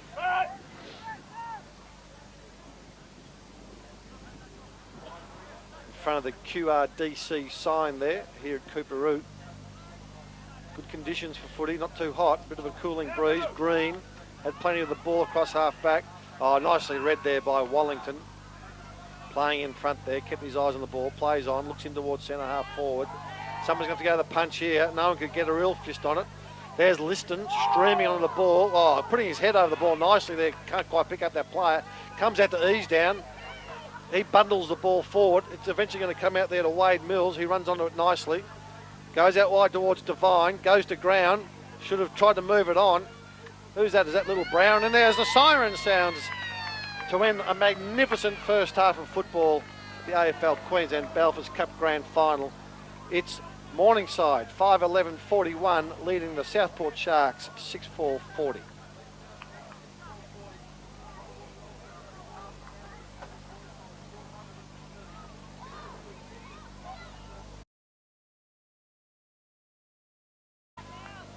Down the Muggerman. It's a one-point ball game here at Cooperoo in the AFL Queensland Belfast Cup Grand Final. It's Morningside, 5-11-41, leading the Southport Sharks, 6-4-40 as Bulbin commences play. Carmody, he'll need to lift in this third quarter as the Sharks going to attack through Devine. Shot on goal, one-on-one contest. Dimatina lunges at the footy, but it's out of bounds in the forward pocket. And Danny Craven, you would have thought that Norm Dare will be asking his midfield for a huge lift in this second half. You would certainly think so, Griffo. They've been soundly beaten in that first half, yet the scores do not indicate that. 1 point the difference, but Morningside have dominated general play at this stage. So you would think if they can lift their rating, they give themselves a fair chance to win the game. And they call the Premiership quarter the third quarter of the Premiership quarter, Danny, I have to say. And I reckon this could be a pivotal quarter in the context of this game. If Morningside can go in level pegging. Yep. And we've spoken about the breeze in the first half, but quite eerily, there seems to be no breeze as we speak of at the minute. Just dropped a tad. It's still there, but it's not as strong as it was in the first half of the game. As it comes out now to Jason Pate. He flicks it back deeper to O'Brien, who runs onto the footy, swings round onto his left foot, drives long inside 50, looking for McEntee. But Matty Pardue has been fantastic on Ben McEntee this afternoon. Conceded just the 2 goals, but won a lot of one-on-one contested footy. And he clears it out now through the agency of Green onto Egan. Paul Egan with the ball across half-back for Morningside. Drives with his left foot, looking there for Hayden Wilson. Oh, well, Wilson. Oh, well spoiled there by Wilson. Carmody, though, butters up. They need a lift from him, the Sharks. Poor first half from Carmody, but he started off the second quarter well with his second possession. O'Brien wrapped up. Duckworth now flicks it out in the direction of Wallington. Collier bursts through the big fella. Can't quite get it out now. Smith, just a poor handball, but they've managed to butter up. Dimatina onto Cameron. Cameron on his left foot, looking there for McEntee. Pardue. Big mark. Big mark. He dead set caught that on his shoulder, Griffo. That was a fair dinkum. That was a great effort there. Great tussle between the two of them. But McEntee, as he has done so often during the year in the air, just a little bit superior and takes a fantastic grab. And it was a big play here on the centre wing. Very, very tough in the clinches, and it was Dimatina, I think, it just sat off the back. The ball came out his way and they were able to share it around and get it in long and quick to McEntee. Can he finish off? In he comes, and he makes no mistake. And that is, in fact, Ben McEntee's third for the afternoon. And yet Matty Pardue, by my reckoning, in my footy record, I've got him amongst the best, one of the best players for the side. Yeah, and that's a fair call, Griffo, because the first half he was fantastic. The 2 goals McEntee kicked were really not a hell of a lot that Matty Pardue could have done about those, but he's been really good in general play. But Southport, we just talked about their midfield. Guys like Dane Carmody, O'Brien, Duckworth, players of this type really need to lift their rating in this half if Southport are to win the game of footy, Griffo. Dimatina and James can hold their head up in that first half. They've been pretty good, but they need some help from those around them. And you would think that Normie Dare would have given them a bit of incentive at half-time to come out in this second half to win the game. Play restarts. It was Collier. Here's Dimatina again, getting some important touches early in this third quarter. Knock on there by the other Dimatina. Here's Georgiades, quick kick around the body on the left boot, but he sprayed it to the left-hand side of the goal post, and the goal umpire indicates just the one behind. So Southport doing all the attacking early in this third quarter. We are about 4 minutes in. Morningside out there to Dowley, under pressure, good contest. Wilson keeps his feet just, slaps it onto the boot, goes up and under. Dimatina reads it best. He's looking to play on. Looks as if they're going to play on all costs here today, this afternoon in this third quarter. O'Brien, a wobbly ball at the fall of the ball. Intelligent handball over the top. Pardue reads it better. He's under pressure. Squares it back in towards Georgiades, who takes the safe chest mark. Perhaps Pardue should have looked to kicking out wide towards the boundary line, but he was under enormous duress down there in the goal square. Yeah, it was good work for him to butter up and take it out, but as you point out, Richard, just to bring it back inside or in that corridor does make it a bit dangerous if it doesn't hit your teammate on the chest. And on that occasion, Georgiades grabbing the mark and having what will be a reasonably telling shot at goal. And he's been relatively quiet this afternoon, Georgiades. He's been on and off. Now, he hasn't made good purchase on that one at all. Pops up the square. There's McEntee from behind. Well done by Pardue to get the front Perth. Gets a kind bounce there. Clark across to Green. Green looks further field. Oh, coming in from the side there. That's an enormous smother. And Carmody swoops. Kicks his first for the afternoon. And they've certainly come out pumped in this third quarter, Danny Craven.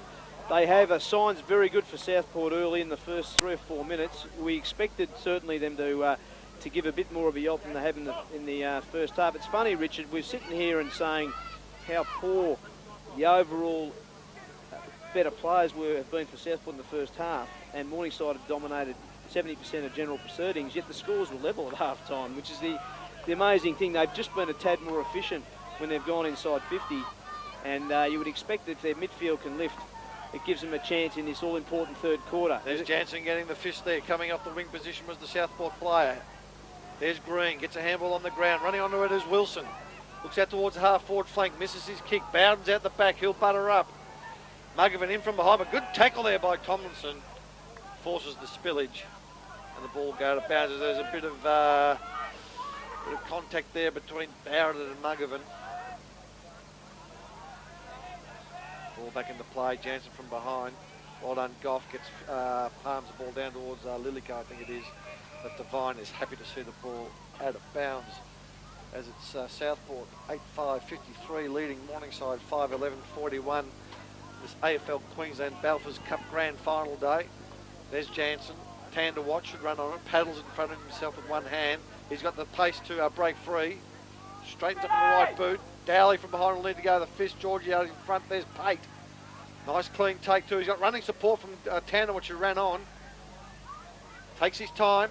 Top of the square. McEntee. Oh, nearly a mark there by Dimatina. Here's Carmody. Has he lifted?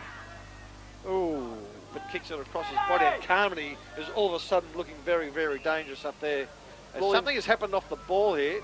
Carmody's run past the young boy Wilson. And it's a relay. Yeah, it's a relay free kick. Not sure what happened there, Griffo, but yeah, just ran into him after proceedings, and it's been a relay free kick now. No score to go on the board there for that behind from Carmody, and Justin Wilson with the resultant free kick. Across half back for Morningside, drives out in the commentary box wing, looking for Kent Avey, can't complete the mark. Wade Mills comes up with it, flicked out now to Lee Ryswick, who drives the handball looking for Dimatina. Keeps it in well, but can't find anyone at home as Glenn Conroy struggles to get away from the tackle of Duckworth. Ryswick now, across further to Georgiades. Tomlinson almost pulls off the smother. Dowley just to nowhere in particular, but a poor bounce for Georgiades sees Lillico still in the hunt. No one could quite pick it up, Griffo. It's a tight tussle here as it comes back now to Darren O'Brien, who goes with his left and finds David James. 47 metres out from goal, Richard. An important bit of ball there which got carried from one flank to another. Well, their attack on the footy is just that little bit more intense so far in this third quarter. I'm sure Coach Norm Dare would have spoken about being first in and getting first hands onto the ball. And certainly Southport are getting numbers around the footy. Their attack has been very, very ferocious. As James comes in, it's a high ball floating on the breeze. It's hit the post, and umpire Mavrudas indicates just the one behind. I thought you were saying Mavrudas was the other end, Griffin. No, they only do one half. The taller fellow is the boy, Fugster. The boy Eddie Maguire's mate. He's Pardue, deep in the back pocket. The complexion of the game has turned, Richard, certainly this first 7 or 8 minutes of the third quarter. Southport playing with a lot more confidence, going a lot harder at the footy than they have in the first half. Morningside really need to settle, get back in on top and see if they can get a score. As David Lillico gets the footy and just kicks on the left, over the boundary line, out of bounds on the full. And Southport, through the agency of young Wade Mills, a young 17-year-old Queensland state player this year, gets a free kick. Done a reasonable job this afternoon on Kent Abbey at centre-half back. He's done a magnificent job as he drives the ball up towards that half-forward line. There's Dowley, comes in towards the centre square. Here's the big lumbering ruckman in Jansen. Wilson off the ground is good play. Brown lost sight of the ball, made a contest of it. Umpire Ballman calls play on Devine. Left-hand handball towards Dimatuna. Good tackle by Ward not to give away the free kick. Paddled forward. Morningside need to stand up here in defence. Here's an opportunity for the Sharks. Running forward there is Lee Riswick. Hasn't had much of the footy this afternoon, but he sprays it to the right-hand side. And Morningside are under siege as we speak, Danny Craven. Can they withstand this onslaught from the Sharks? Well, you hope they can, Richard, and things aren't looking terribly good for them just at the moment, and they've just been so good in that first half. And of course, the disappointing thing, of course, from a scoreboard point of view, they just didn't lead by enough. So hopefully they can peg a few goals back here as it comes down to Duckworth. Flicks across to Geordiades. He turns on a threepenny bit. Back to Dimatuna. He'll take him on too, as he so regularly does. Goes back with the left to Duckworth. All those midfielders we mentioned starting to come into the game as it comes back to Devine. Tanderwatch can't complete it. Brown, important, he keeps control of footy. Look at that, like a cork in the ocean, Danny. And it was magnificent work from him. Goes to Abbey, and Abbey takes a well-judged mark across the wing. Swings around on the left looking for Sean Muggerman, but Ricky Bowden gets a reliable fist in as he sees it over the boundary line, across half forward for Morningside. And we'll see another boundary thrown as Josh Brown comes off the ground to be replaced there by Jared Price.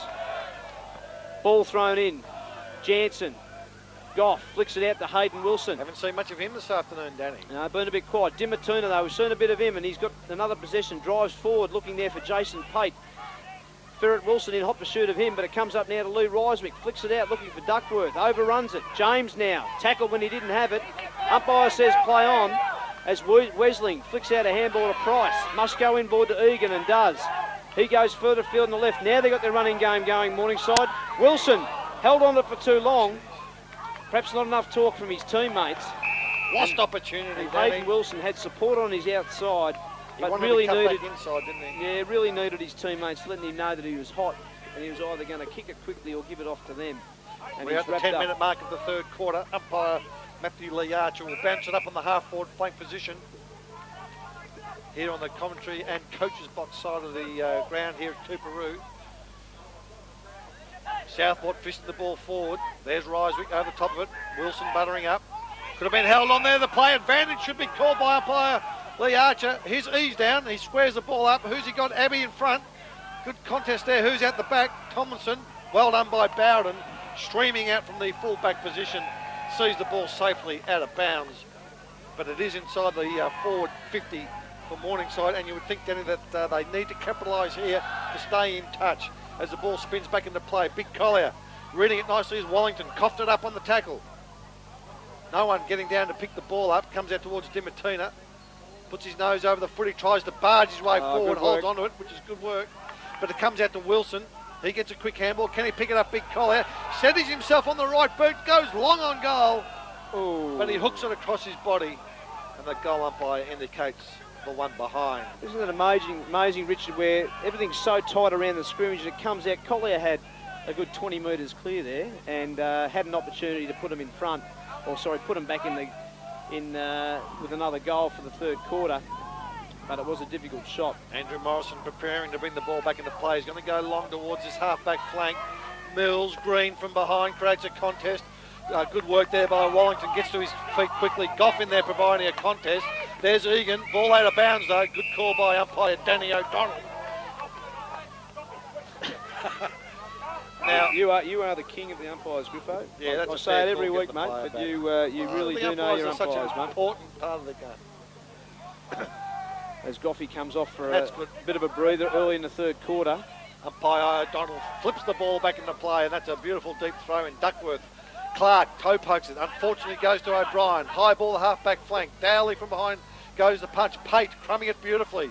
Leading Wesling to the fall of the ball. Pate, one bounce, shows his speed. Two bounces, check sides it, but doesn't get enough check side on it.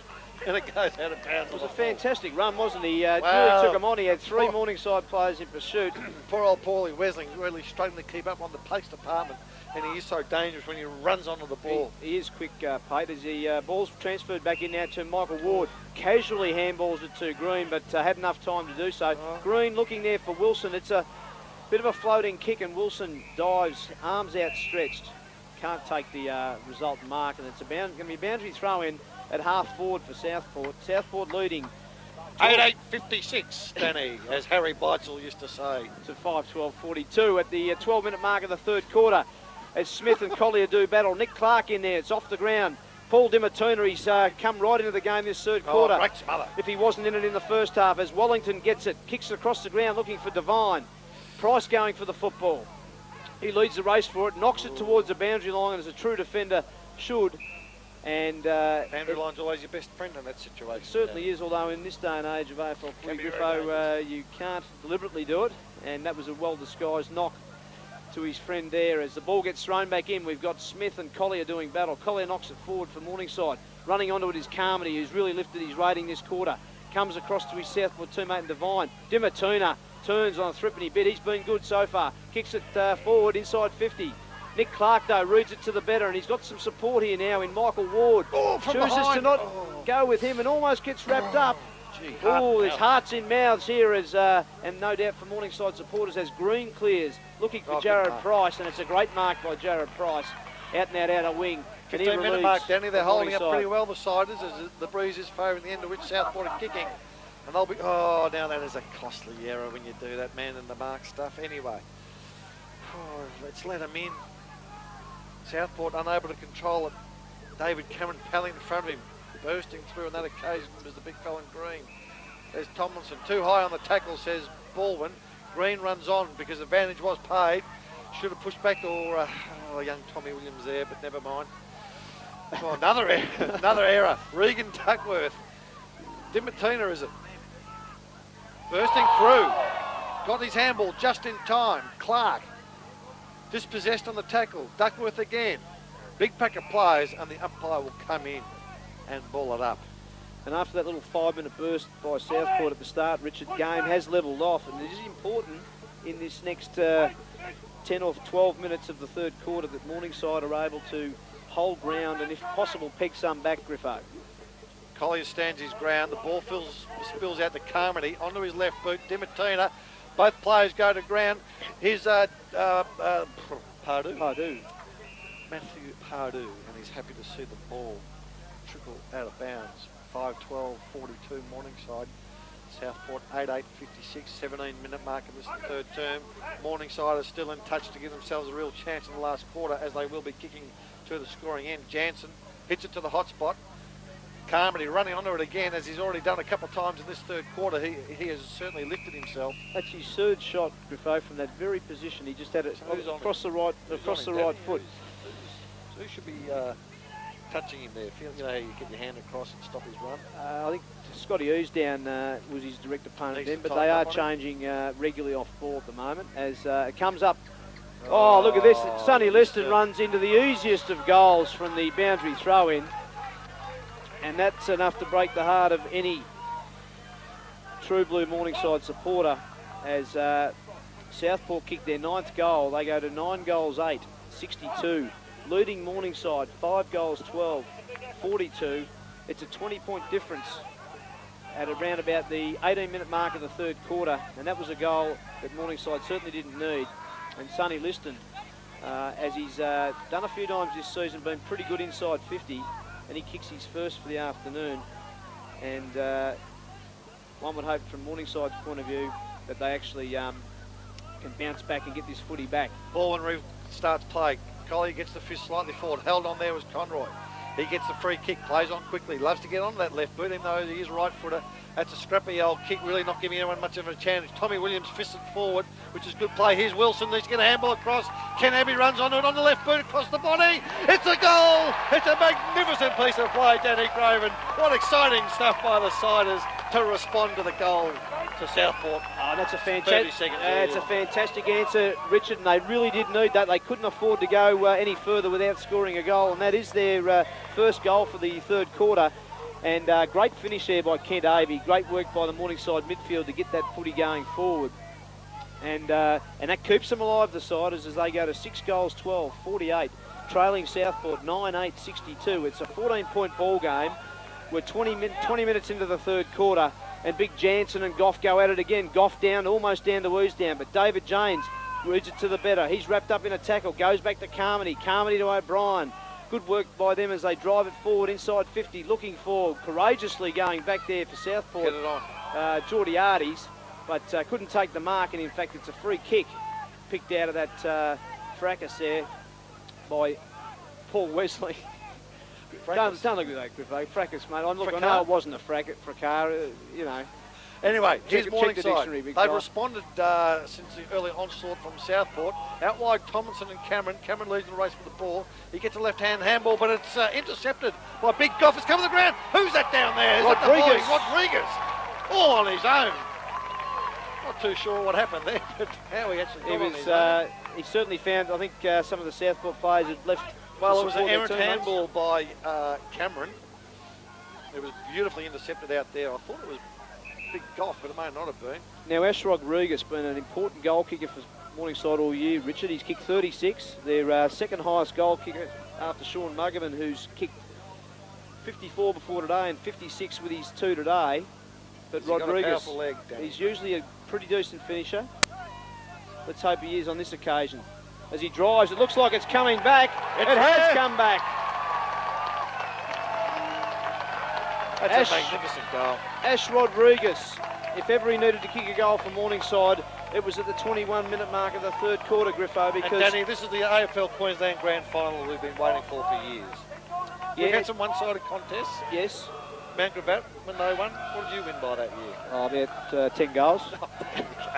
We won't go there, mate, but no, certainly it's been a bit lopsided. I think the next year Mount Gravatt actually got beat by 10 goals last year, so haven't had a close one for a while. But we certainly got one today. We have, with the score 7-12, 54, Morningside trailing Southport 9-8, 62. It's 8 points of difference as they go up in the ruck, and O'Brien gets another centre clearance for Southport. They are dominating the centre clearances this quarter, but Morningside have been hitting back well as Duckworth snaps with his right foot, looking for McEntee. Pardue beautifully done with a defensive punch. Comes down to Mickey Ward, but McEntee just shoulder charged him over the line, and obviously legally, as adjudicated by the umpires. And we'll see another boundary throw in around about 15 metres from Southport goal. Knocked down now to Mickey Ward. There's Southport numbers there. They don't need a goal here, Morningside, as Carmody goes across to Lee Ryswick, snaps it on his right boot. It's an up and under. No one can take it. Jansen comes up with it on the left boot. Has a bit of a snap. And it's just the one behind, Richard. Yes, it's thrilling stuff here at Cooperoo this afternoon. AFL Queensland Grand Final coming to you on Bridge 31. Hope you're enjoying the telecast as it comes to Dowley. That's a very, very centimetre perfect Chris Johnson-like fullback kick in. Dowley, he'll chip it short and find Conroy. Lilico, who's had a spell, has just come on the ground for Muggerman. Conroy will hold on to it. He's going to go long towards Abbey here on the wing position in front of the commentary box. Stands his ground beautifully, Abbey, in front of the youngster in Mills. Mills needs to let him up. Come into the game this quarter, Abbey. A bit. He's just starting to get a little bit on top of Mills. Mills good in the first half on Abbey, but Abbey having an influential third quarter for Morningside. Now he's going to be forced to go long down the line here. He hasn't got too many free players forward. That's what he does. Tommy Williams has knocked off the ball a bit. Tandawatch could have marked it, but double-fisted forward. Here's Clark. He kicks it high. Now it's down the ground against Tandawatch. That's an important and free kick. He is prone to it's not the first some one. minor indiscretions, but it was certainly after the play. Not the first one Kevy's given away today, mind you, Griffo. I think another one earlier in the game might have actually cost them a goal. And that's his main weakness. Kevy Tank, fantastic footballer, plays with great passion, but just a little bit over-exuberant in that situation. As Lillico fires on goal from 45, and he puts it straight through the middle, David Lillico. And Morningside have got themselves right back in this game as they kick their 8th goal. They go to 8 goals, 12-60. Trailing Southport 9-9-63. It's a 3-point ball game, Richard. And Morningside, you have to say, having kicked the last 3 of this quarter, have really given themselves a great opportunity to go back-to-back in 2004. Yes, we're at the 25-minute mark, and well, it is delicately poised for this last quarter about to come up. But the next 3 or 4 minutes will be absolutely critical for both sides. They come out steaming Southport in the beginning of the 3rd quarter, but Morningside have really stood up to the challenge. Ease down, out wide now. That is out of bounds on the full. It was on the full. It was on the full. It was on the. It was. Oh, it's a bad error. It's a bad error. Is that your mate? Is that your mate Danny O'Donnell? No, but. Gee, that was a good metre over the boundary. But anyway, those mistakes do happen even in grand finals, Richard. It comes down to Wigan. And he goes back for the sanctuary of the boundary line, and it'll be a boundary throw-in right in front of the commentary box. That's probably the first real blatant mistake we've seen today from the umpires. Well, the umpiring has been absolutely magnificent today, and yes, it was an error, but anyway, players are getting on with it, which is good. Well, they make errors in Grand Slam tennis matches, mate, so it's good enough to make them in AFLQ footy matches, I suppose, every so often.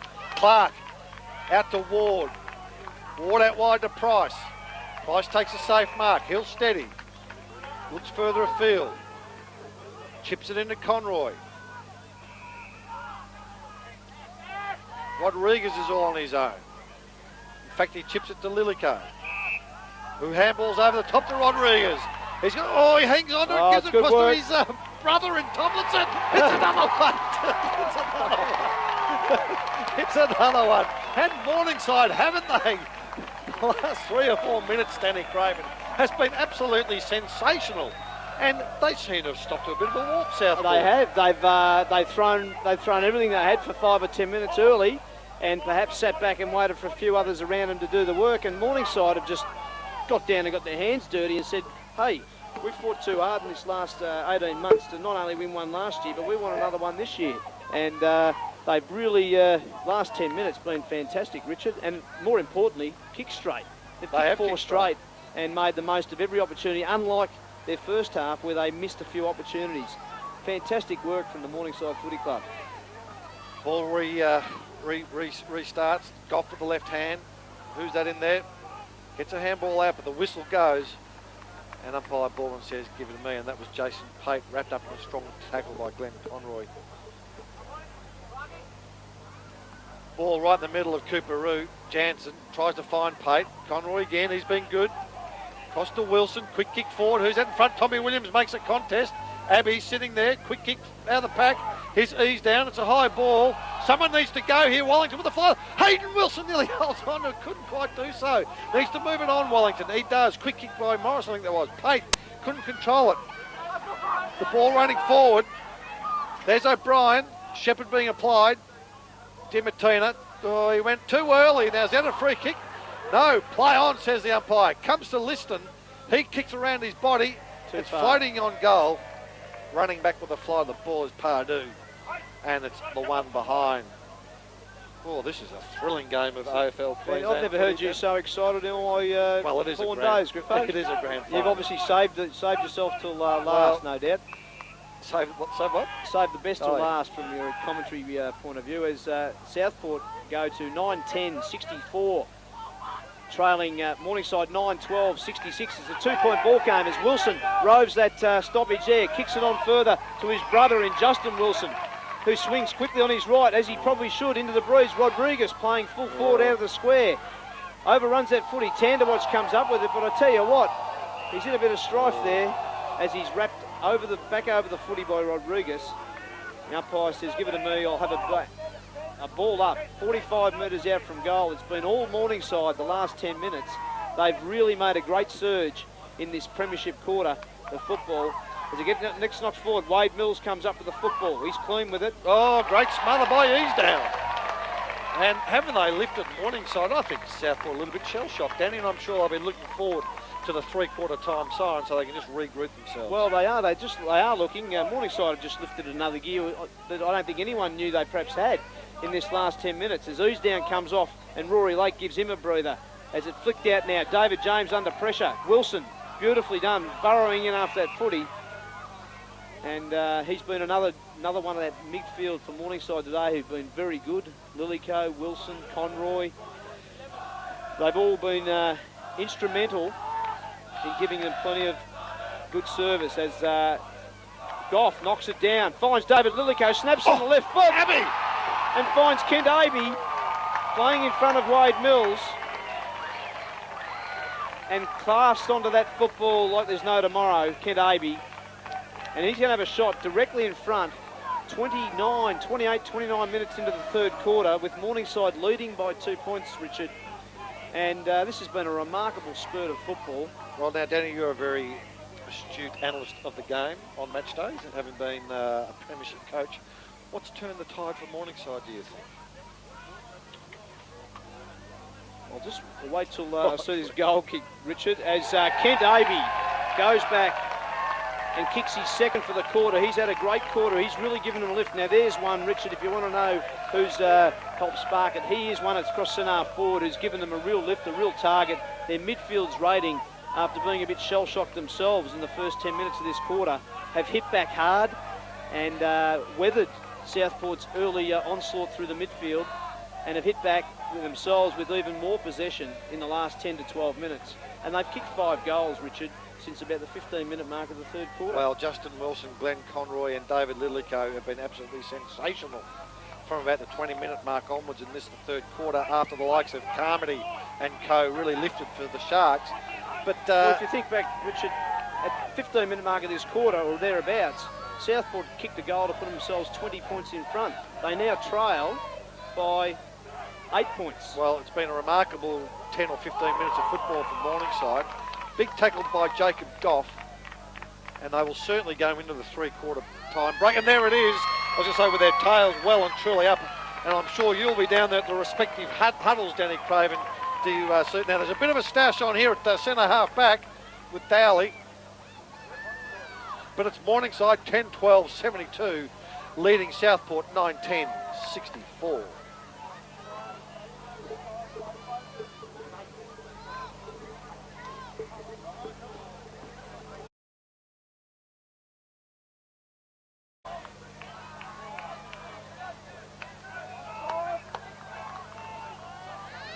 Here we go, last quarter, AFL Queensland Grand Final. It's Morningside 10-12-72, leading Southport 9-10-64. Huge quarter of footy. Premiership Cup on the line, Danny Craven. Give me your tip. Mate, Do you want a bit longer? I did sit down. No, look, I think I actually thought that Morningside might have frittered their chances away in the first quarter, but the way they hit back that third quarter, I think they can probably win it, Richard. They've got the 2-goal breeze. I think I'll stick with Morningside. Well, that's a very interesting call, and big huddles out there, supporters of both sides getting out there to encourage their charges. Southport have only played 15 minutes of footy the whole day, so if they can just pull out another 15 to 20, they can win the game. But just Paulie Egan on the left boot goes long to the top of the goal square. One-on-one contest down there. Mills from behind. Who's that lurking for Morningside? Oh, did he get a boot to it? No, I don't think he did. It's your mate Rodriguez. Rodriguez, Griffo. the boy from Spain. That's it. And it's rushed behind. So now the breezes tended to drop and then spring up again. And as we speak, there is certainly a breeze favouring that end. To which Morningside you just think, argue. Richard, if Morningside can get another goal in front. Bad mistake by Wellington. Pass on by Easdown. Will it fade back? It's faded back. It's faded back on the skimmed the post.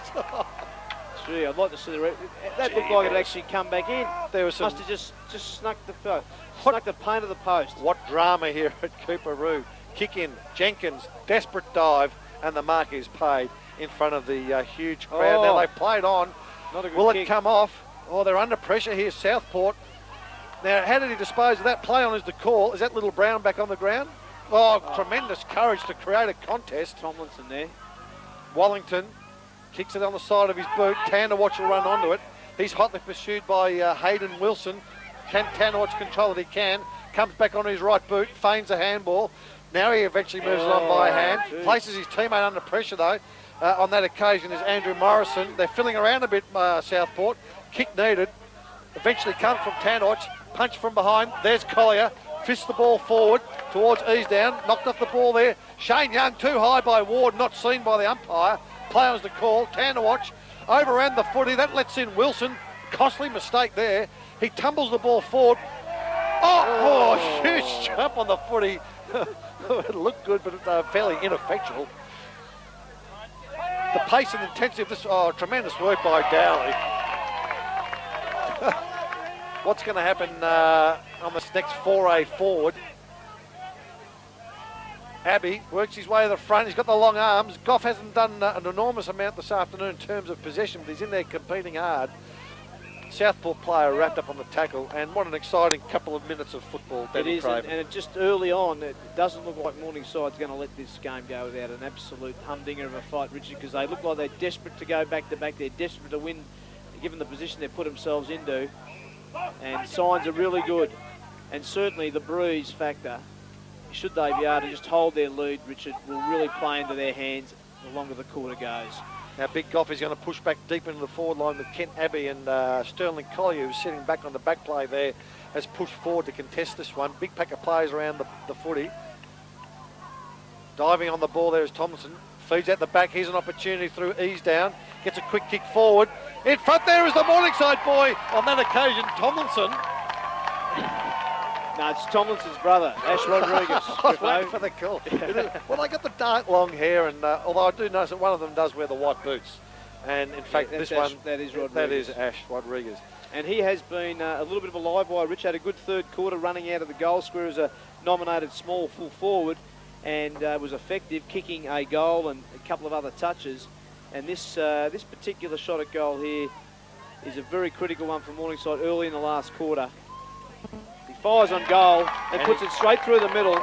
Ash Rodriguez, very important shot, kicks a goal to put Morningside 16 points. 16 points in front, Richard. Now, is that the biggest lead of the day, although earlier on Southport were 20 points? Southport were 20 points.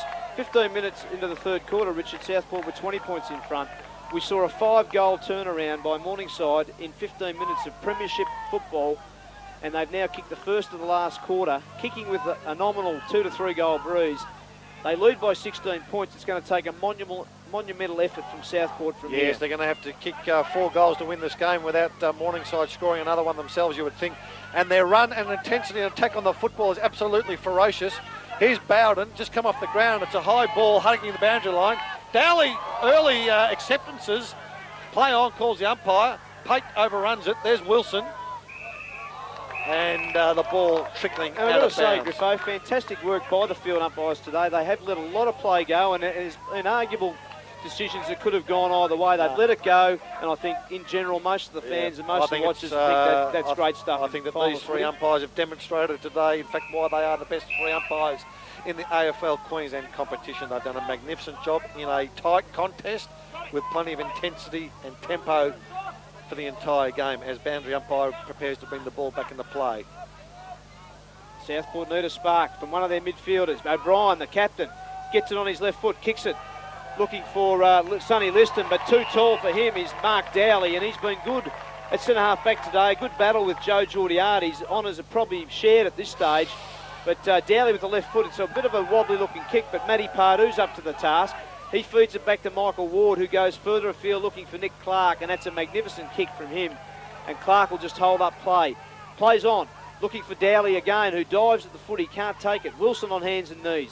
Flicks it out, but Southport come up trumps here as Liston with the football goes inside 50, or on the 50, and finds Luke Jenkins, right on the 50-metre line, too far out to score. Goes short looking for McEntee, and McEntee, spoiled by Pardue, good effort there by Matty Pardue, and as he's done all afternoon, he competes beautifully and drives it out of the danger zone for deciders. As Devine swings around his body, what have they got? They haven't got the numbers down there at the moment, Southport, and Liston couldn't quite get there, and little Wilson relieves the pressure for the Siders. He gets a call there from Lillico for a handball. Lillico goes on the left boot, kicks it towards the wing position. Big jump from behind by Tandwatch, double fisted as he regularly does. Here's Dimatina looking in for the leading play, and that's a beautiful kick and a lovely lead by Lee Ryswick. And he's had a quiet afternoon, Lee Ryswick, but this is a very important shot on goal. Well, it is, Richard, because there is essentially only 2 or 3 kicks in it, and if Southport, like Morningside last quarter, can get some momentum, which they haven't had a lot of today, but if they can get some, they are capable of kicking 2 or 3 quick ones. As Ryswick comes in, shoots from 40. It's not a bad-looking kick. He's been good this year playing for the Suncoast Lions in kicking goals, and that's a much and badly needed one off his boot today from the Southport Sharks, and they kick their 10th goal to go to 10 goals, 10, 70, trailing Morningside 11, 14, 80.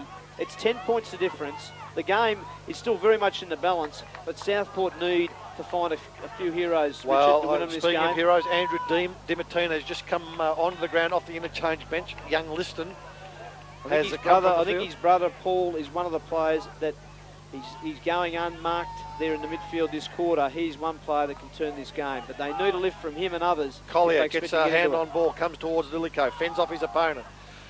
Who's that trying to paddle it forward? I think it was Conroy. He does so. Here's Price. Needs to keep his body over the ball. He does so. Well done. Gets a quick kick forward. Here's some pressure here from Morningside. How's the ball going to bounce? It's bouncing through. Oh, he keeps it in play, but he taps it into the point post. No, it was through behind. One behind. High drama here at Cooperoo. That very nearly bounced through, Richard, and that would have been a miraculous goal. But it's just the one behind, and Morningside go to 11 goals, 14, 81.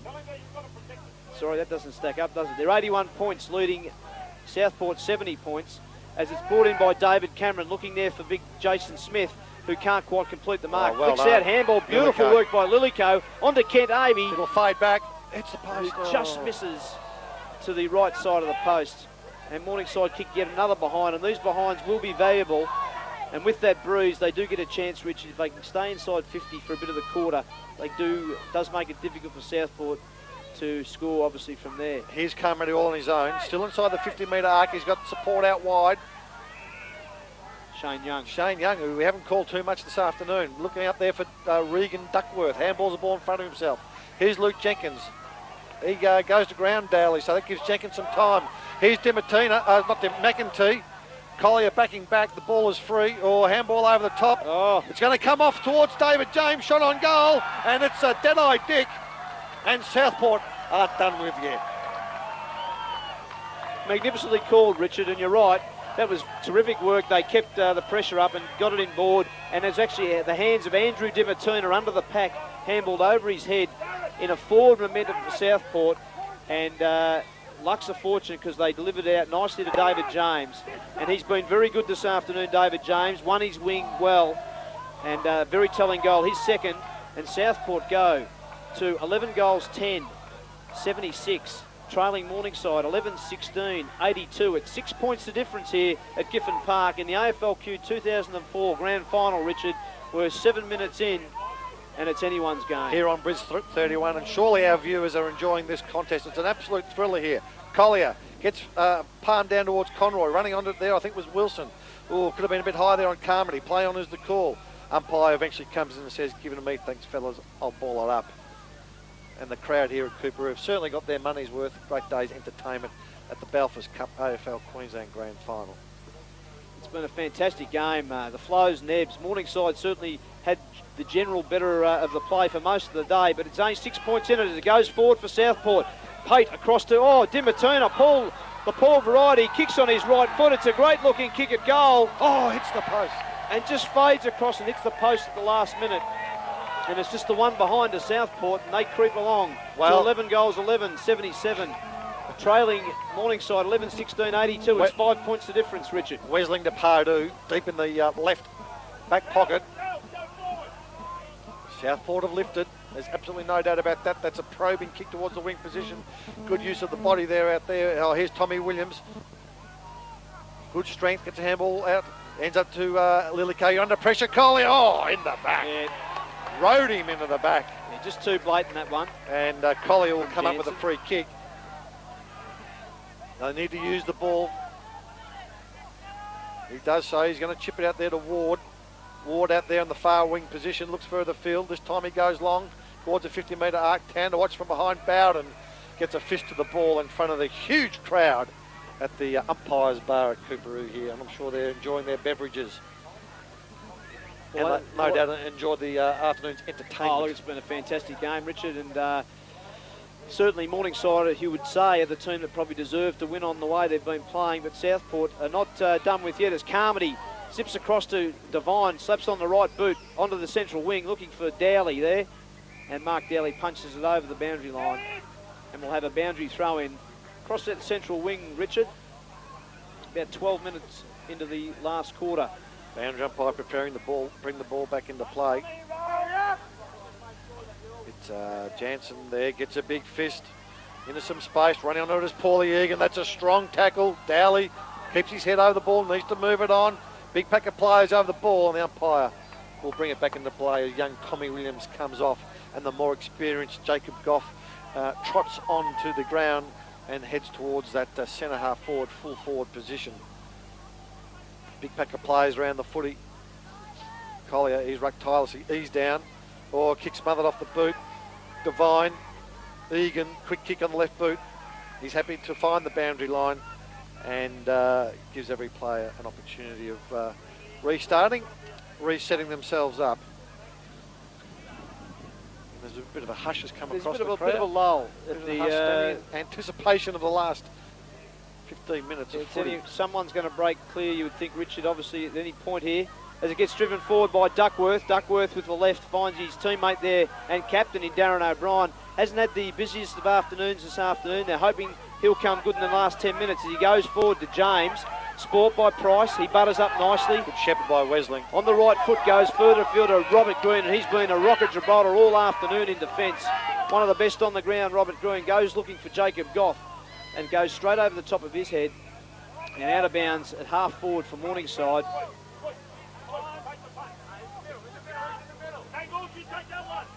And Southport getting some numbers back to crowd Morningside's forward line as the two ruckmen, Goff and Mills on this occasion, go for it. Goff can't butter up, neither can ease down. Wilson, Pate, handballs to the other Wilson. They're all battling in, but no one's clear, but Conroy comes up trumps and back out to Robert Green. Beautifully done by him. Snaps on the right foot for Abe, but good punch away there by Morrison. Tanderwatch now, charged out of half back. It's not a good looking kick, or is it? Going for Jenkins right on the line. Looked like it was going out of bounds on the full, but just touched on the line, right in front of the commentary box here. As the young boundary umpire prepares to bring the ball back into play, I see Jason Pate limping badly, hobbling, might be the calf or a bit of cramping up. Oh, good use of the body. Play on calls the umpire. Collier butters up, tries to burst his way through. Has a swing of the leg. Wellington on the right boot. Oh, pivotal contest coming up. Dimittina with experience to Carmody. Couldn't be held up in the tackle there. What's he got? McEntee on the lead, is it? No, it's Ryswick playing out of the forward pocket there. Full forward. Clark, well done. Did he cop one high? Play on. Bit of a fumble by Green. Quick kick forward on the wing position. Here's Collier. Couldn't control the ball. He doesn't have the numbers. Collier working hard. He fists it forward, which is great play. Big clash of bodies. Everyone putting their body on the line, which is absolutely magnificent. Duckworth, what's he got out wide? How did he get on his own? James is all on his own. Here he goes, McEntee on a lead, or is it Ryswick again? He couldn't control it. Play on as the call. Clark has got the job down there on the fast leading McEntee. Keeps his head beautifully and chips it to Paulie Egan inside 50. And what excitement here this afternoon. Egan out wide to the wing position. What's he got? He's got Hayden Wilson leading Tanderwatch to the footy. Wilson will go back. Have a breather, Griffo. Okay, You're starting to run out of the blood pressure's starting to rise. It's getting a bit exciting. I usually don't get this excited, but why not? As Hayden Wilson with the football, there's not much on offer. He's probably going to go long, as he probably should with that bruise at his back. Kicks it to half forward, looking there for his teammate in Goff. Rodriguez butters up nicely, boots it forward. It's a chase in 5 as Abbey goes forward on the right foot. He's non-preferred side, and he kicks the goal.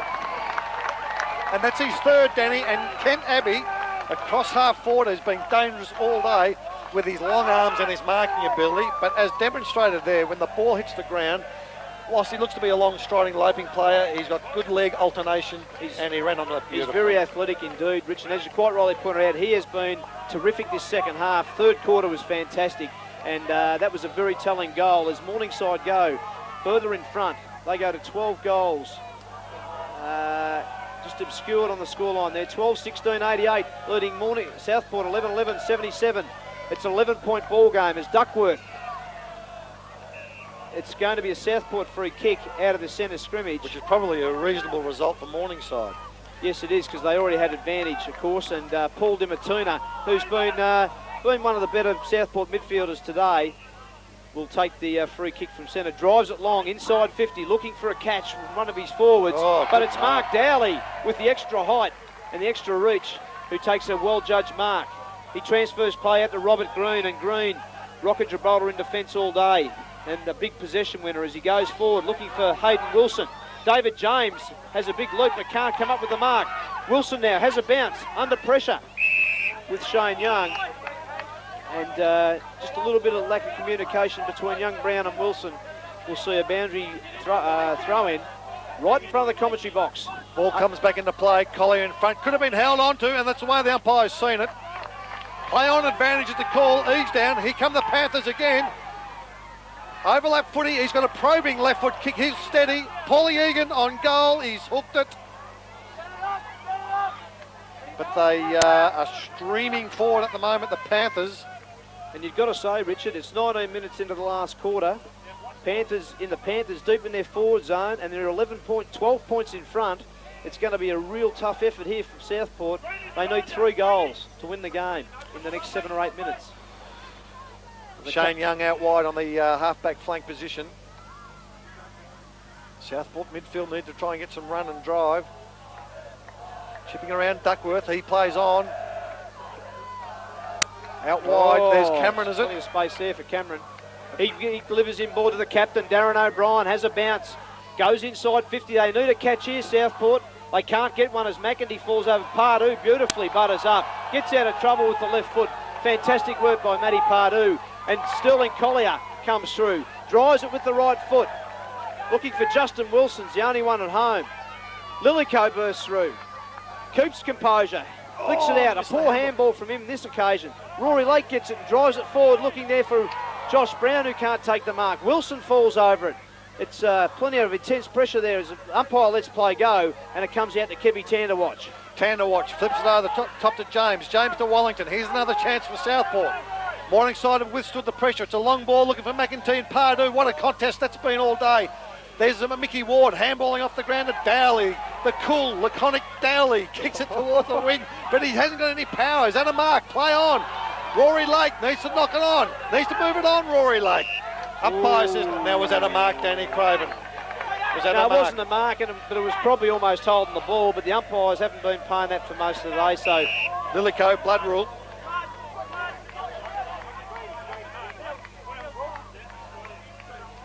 Now, I haven't heard Mark Dowley described as cool and laconic too often, Griffo, but you described it that way. Well, he's fairly cool and laconic, isn't he?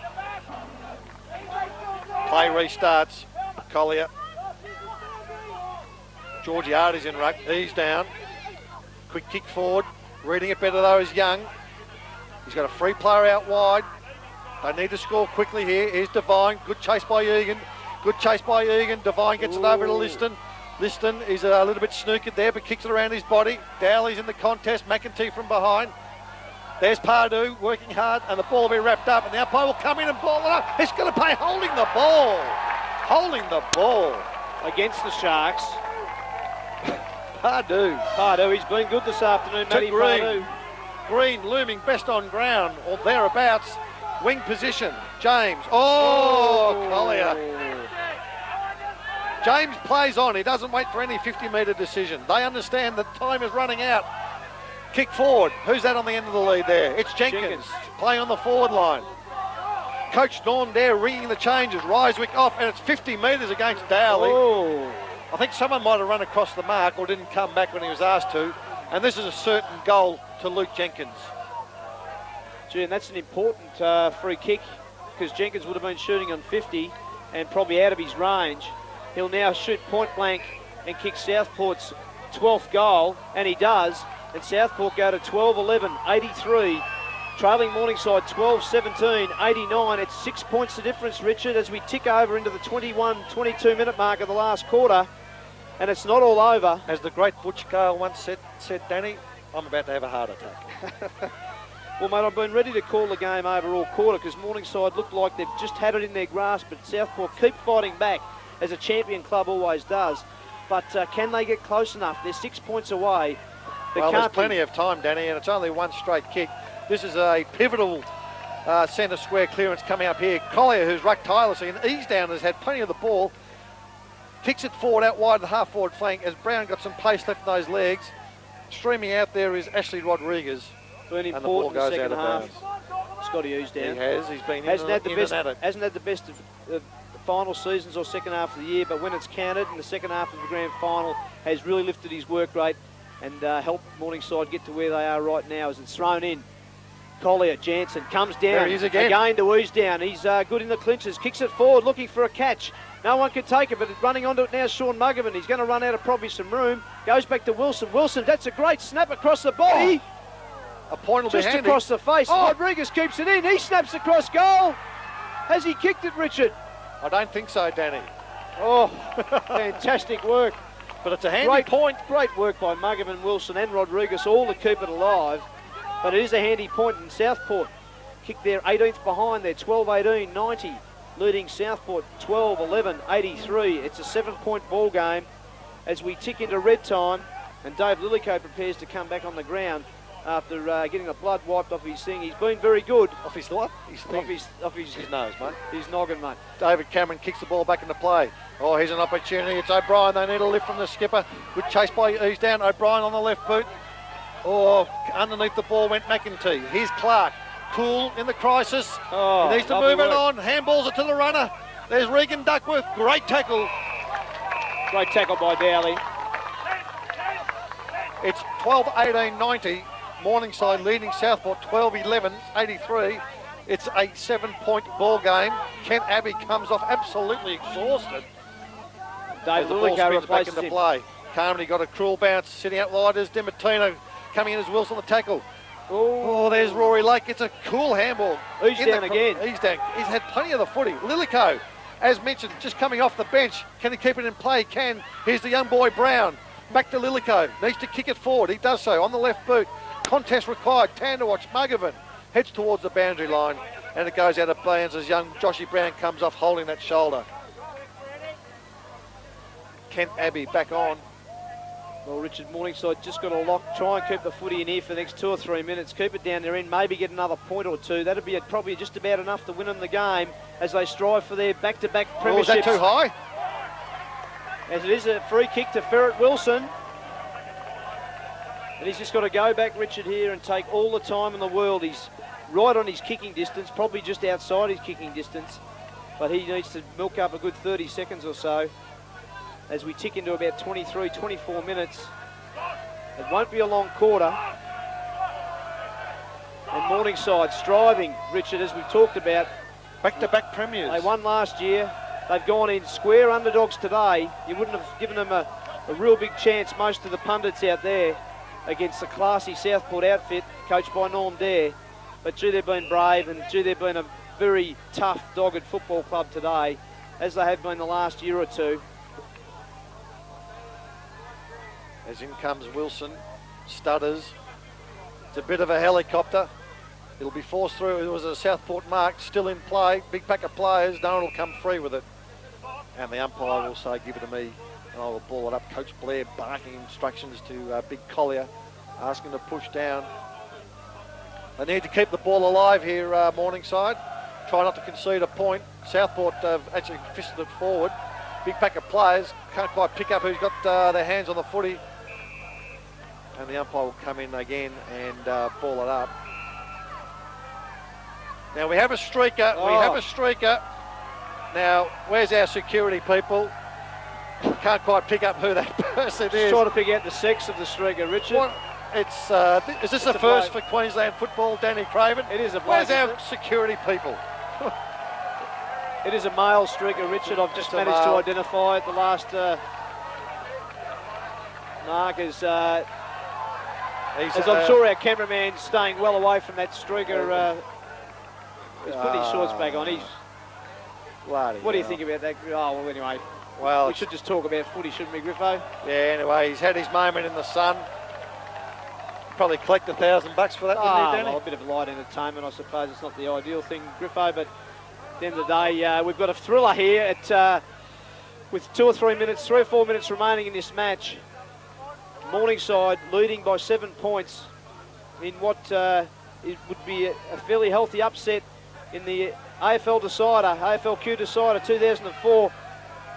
As Wilson comes through, Lillico back to ease down. They've all been good, those midfielders. Back to Mills. Poor handball from him. Puts his teammates under pressure. And it's going to go over the boundary line and out of bounds. For yet another boundary. This is playing right into Morningside's hand as the minutes tick over.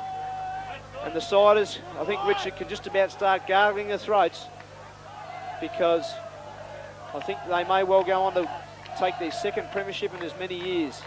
Well, it's certainly looking that way as we're ticking in towards the 28-29 minute mark. Who's Quick down it again? goes! The Siders have done it again. What a magnificent performance, and they are absolutely jubilant in the coaching box. They came in as underdogs here this afternoon. They were defeated a couple of weeks ago by Broadbeach, and they bounced back and they've defended the title. Oh, it's absolutely fantastic, Richard. And when you think that, as you say, they were so close to probably going out, not necessarily in straight sets, but certainly had a tough game against Lions a couple of weeks ago. Got through, got over the line there. And what a fantastic result for the Morningside Football Club. A fantastic year. Fantastic 2 years from them, but this year probably a bit sweeter and a bit more special in that they had a genuine rival who was considered to be a bit stronger than them, and they've done the upset of the year in the final game for 2004. And Danny, football was the winner today. It was an absolute corker. It was perhaps one of the best grand finals that I've seen in Queensland since I've been here. Well, it's the best grand final in the 8 or 9 years that I've been here. So congratulations. And the pleasing thing was the standard of the game was exceptionally high. Oh, look, it was, and certainly the thing was, I guess, when an underdog leads all day like they did, or seemingly looks like they're going to be in front, you know that the challenge, or the Southport, the stronger side, everyone's waiting for them to come back. It just didn't happen. Everyone was waiting for it all day, and I've got to say, I was one of them at half-time that thought they hadn't perhaps maximised their chances when scores were level and they dominated the first half. And you just felt that at some point Southport were going to put their foot on the pedal. But it just didn't happen, Richard. Bar 10 minutes in the third quarter, Southport just were not able to, at any stage of the game, exert their talent that they've shown all throughout the year. So congratulations to the Morningside Football Club, premiers of the AFL Queensland Balfours Cup competition for 2004.